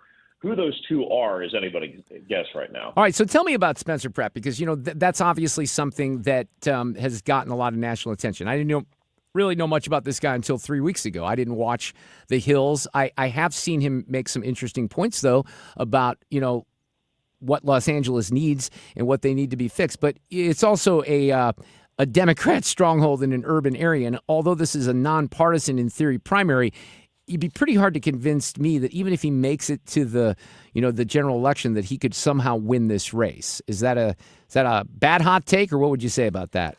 Well, I'm fascinated to find out tomorrow whether there has been all along this phenomenon, and especially in the last couple of months, of the hidden Pratt voter, the ones that won't show up and tell pollsters who they're voting for, won't tell their friends who they're voting for, because there is that stigma. Now, Spencer Pratt is a registered Republican. He's running on, I suppose you could call it a conservative message vis-a-vis, law and order, cleaning up the streets, if insofar as that being a conservative message.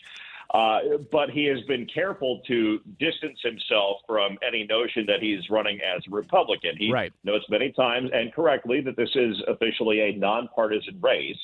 And he's been very careful also to say that, many of my supporters are Democrats. They're shy about admitting that they want to support him, but, they are people who want the streets clean. And he's trying to make the point that that is not a Republican or Democrat or a blue or red issue.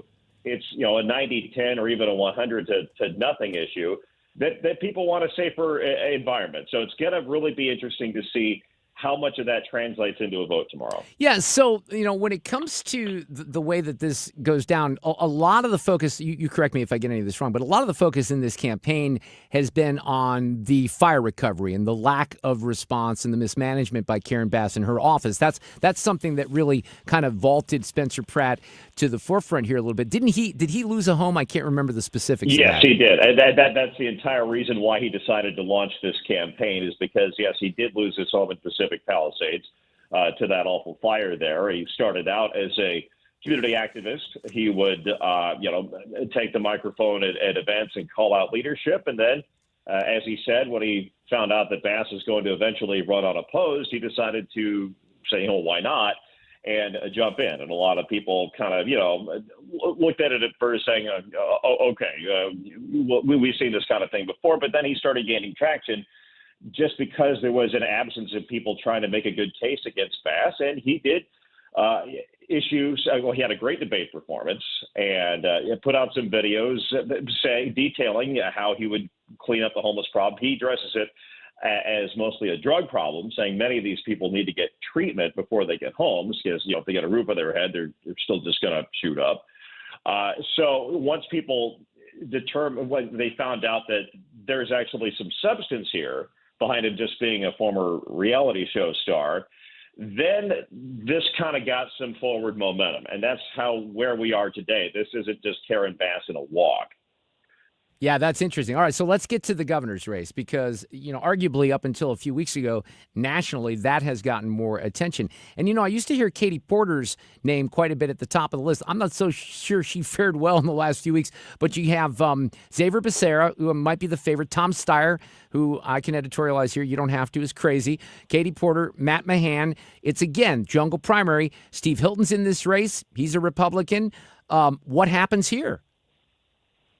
So with Becerra, when Eric Swalwell, the now former congressman, was forced to drop out because of sexual harassment allegations, Swalwell had up until that point occupied kind of the safe lane for Democrats. He was sort of the least objectionable. And with him out, Becerra did jump into that lane. Now, what you say about Steyer, some people would agree with you. So he's still pretty polarizing. He's a billionaire, so that doesn't quite jibe with the whole notion of being for the working person, whether that's fair or not. Spending a lot of his money on his own campaign, but he might seem a little too extreme. And then the other folks like Katie Porter as well. There's some high negatives about her. So with Becerra, say what you will about him, but I think a lot of Democrats view him as a safe choice. I think there was some alarmism over the last few months that Hilton, as you mentioned, the Republican, and also the second place Republican, Chad Bianco, were taking advantage of a splitter Democratic field, and for a while looked like they could run away with the top two and shut Democrats out.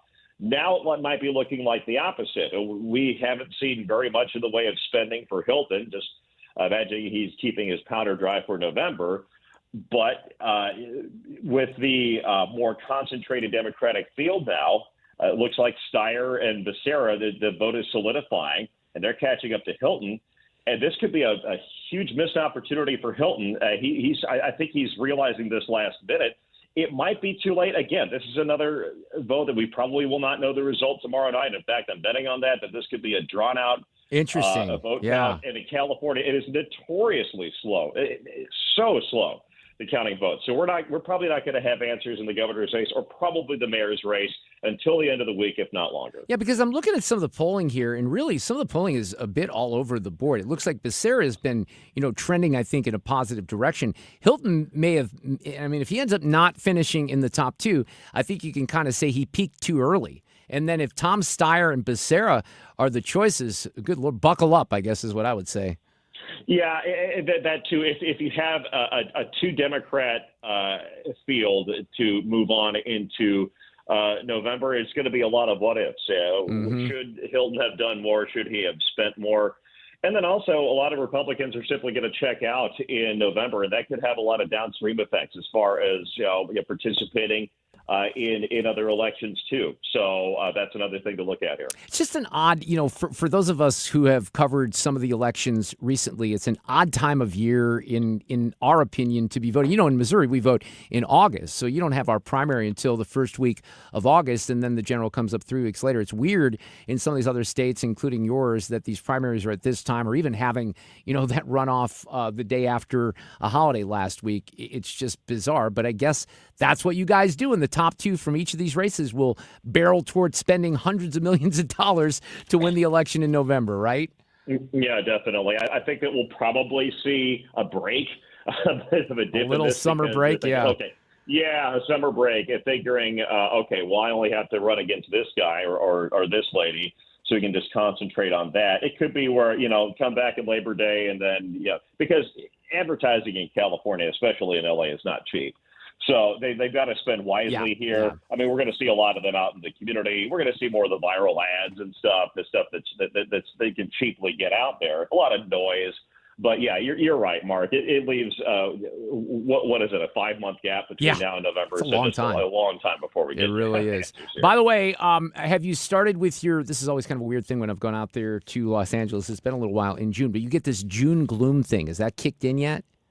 Yeah, well, I'm looking outside. I'm home right now. It's a sunny day. That's kind of the thing with the June gloom. You get the gray mornings, and it's nice and cool out. Then by about 11 a.m. it starts to break up, and it's really nice, comfy weather out there. But we'll have we have this usually for about a couple months. May gray, and then it takes on a new name, June gloom, today. Are you following our Cardinals? They've gotten off to a pretty good start. You gonna get back to St. Louis this summer? I watched last night. I think that was a great national showcase there on Sunday Night Baseball to get that. I think Wednesday that loss in Milwaukee was the low point.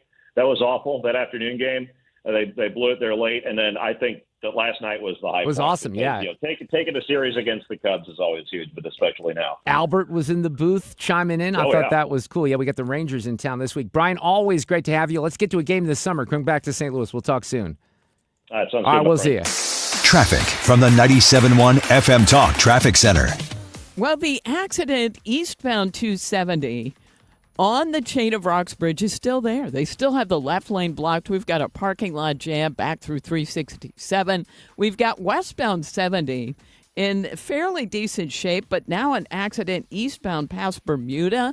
That's blocking the two right lanes. Now westbound 70, a little slow past 170, and then it opens up and looks fine. We've got westbound 64 slowing right at Clayton Skinker, eastbound a little at Big Bend. Some moderate volume here and there on out, but it's not nearly as bad as eastbound 270. Also jammed is northbound 67, headed for the Clark Bridge. Slow-moving traffic on the Illinois side, eastbound 70 at 64, and eastbound 55-64 at 70. I'm Sue Thomas, and that's Traffic. 97.1 FM Talk, St. Louis Conservative. Brought to you by USPS Ground Advantage. Pump up the volume. Business moves fast. Pump up the volume. When you ship with USPS Ground Advantage, you can keep up with confidence. Visit USPS.com/Ground Advantage to learn more. All right, let's talk about getting you a free estimate on a Generac home standby generator from Generator Supercenter. They're the nation's #1 Generac generator dealer. These are high quality, very, very powerful generators. They're going to make sure that your home stays active when the power goes out. It could be because of a storm in the spring.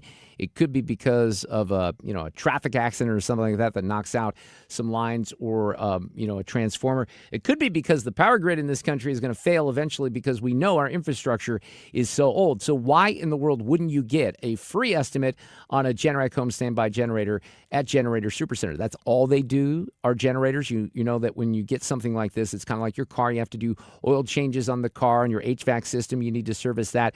Well, Generator Supercenter sells, installs, maintains, and monitors Generac automatic standby generators. So they do the certified service, maintenance, and warranty work. A lot of the competition cannot do that. Get a free estimate today, 314-499-2020, Generator Supercenter of St. Louis.com. Hey, St. Louis, this is Brian Kilmeade. You know, I always have a great time when I visit you guys, and I'm coming back this November. So join me, Brian Kilmeade, by getting tickets for the show at The Factory at 971talk.com/events.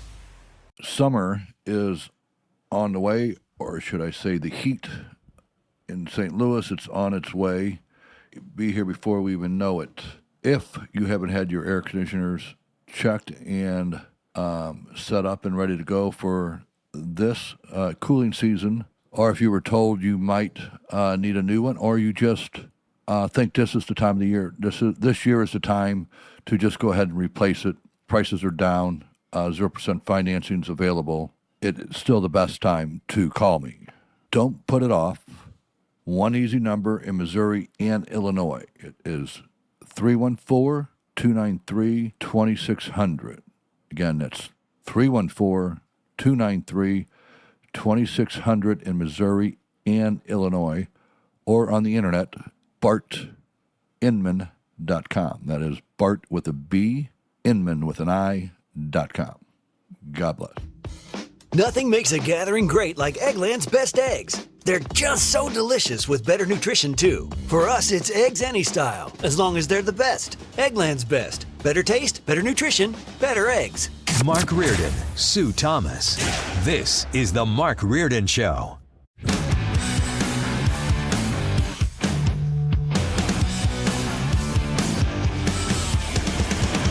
I think we're pretty close to knocking down a Monday edition of this show. I think it's been pretty good. We had Governor Kehoe on the show a couple hours ago. You can always use the Odyssey app or use the rewind function and go back and listen to that interview. Also, I thought Paul Morrell was really interesting today. You know, he went to this thing called CrimeCon in Vegas. It was CrimeCon 2026. And, Sue, I missed that by just like 1 week.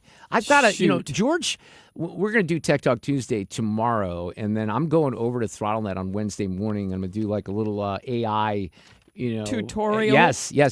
But I really do have to think about going to CES next year. Oh my gosh! If you go George there and somehow get me, I don't really. I'll bring you back a robot or something like that. How about that? Okay. But no, I really I'd like to be there for one of these things that we always talk about. I go out there so much; it would be nice to take advantage of some of this stuff. So we'll see what we can do. Let's see if we have anything set for tomorrow's show. I think it's Tech Talk Tuesday. Here's what I told Fred. Now, I often change my mind on this, but I think it's a good opportunity. There are a lot of people right now who are maybe even in our audience who would maybe vote Republican that are not for this income tax phase out. We had the governor on earlier. I think I'm going to take some phone calls on that tomorrow. That's a good idea. We do Telephone Tuesday every once in a while because I support it, but I'm genuinely getting people, and these are usually people that sometimes agree with me on stuff, throwing stuff about it that they don't like. So we'll get to that and maybe take some phone calls. That's always fun. It always gets me riled up and then usually in trouble because I yell at listeners. So that's why I don't do it very often. That. I know, but it happens. Stand by. Playback ready. Now, the audio cut of the day. Well, I sure hope that you were watching Good Morning America today when Michael Strahan and the gang started and kicked off the most important story. It's not like war in Iran or nothing like that, the economy, gas prices. No, it's Pride Month, and they had to kick it off with some salsa. All right. Well, welcome back to GMA, and that was an amazing performance by Pride Salsa, helping us kick off Pride Month celebrations here at GMA, shining a light on the beauty of the LGBTQ plus community. And this morning, it's all about the dance floor. Oh, yeah. Let's take a look. It is. Oh, yeah. There's salsa. They're dancing together. Not just music and dance, it's a feeling. Let's go. Vimal Pradeep, originally from India, fell in love with that feeling before moving to New York City, eager to create a safe space for people like him to embrace salsa out loud. Okay. So that's like one of their lead stories. I prefer a little bit more like what they're doing in Idaho. Hey, my name is Mark Fitzpatrick, owner of Old State Saloon in Eagle, Idaho. Our saloon has become the heterosexual headquarters. We launched Heterosexual Awesomeness Month for June. Monday is Heterosexual Male Monday, and if you're a heterosexual male and you come in here, you get a beer for free. There's no strings attached. We'll call it Beers for Breeders. On Wednesdays, if you're a heterosexual couple, you get 15% off your entire bill. And on Thursdays, all day is Her Hetero Happy Hour. So heterosexual awesomeness is basically an opportunity to celebrate God's design for man and woman and that sexual attraction between them. I think that this country is ready to stand up and say, hey, enough is enough. They actually, I'm sorry, I have to laugh. Mayor Spencer, we have no other issues in this. They had a pride flag raising ceremony this morning at City Hall. Are you kidding me? That's what they do? Oh, my God. It's so embarrassing. But I'm going to raise the heterosexual flag at my home tonight in my own special ceremony. We'll talk to you tomorrow afternoon. Traffic from the 97.1 FM Talk Traffic Center. Well, it looks like they may have cleared that accident eastbound 270 on the Chain of Rocks Bridge. Both lanes are open, but it'll take a minute to unwind. It was jammed back past 367. Northbound 67 really jammed, headed for the Clark Bridge tonight. Now, 70 westbound out of downtown looks fine. 64 isn't bad. It's a little slow eastbound at Big Bend. But the Illinois side, there is an accident westbound 64 past Greenmount Road. That's caused a delay. And we're still a little slow eastbound 70 at 64 and eastbound 55-64 at 70 and eastbound 64 at 255. That due to road work. I'm Sue Thomas, and that's traffic on 97.1 FM Talk, St. Louis Conservative.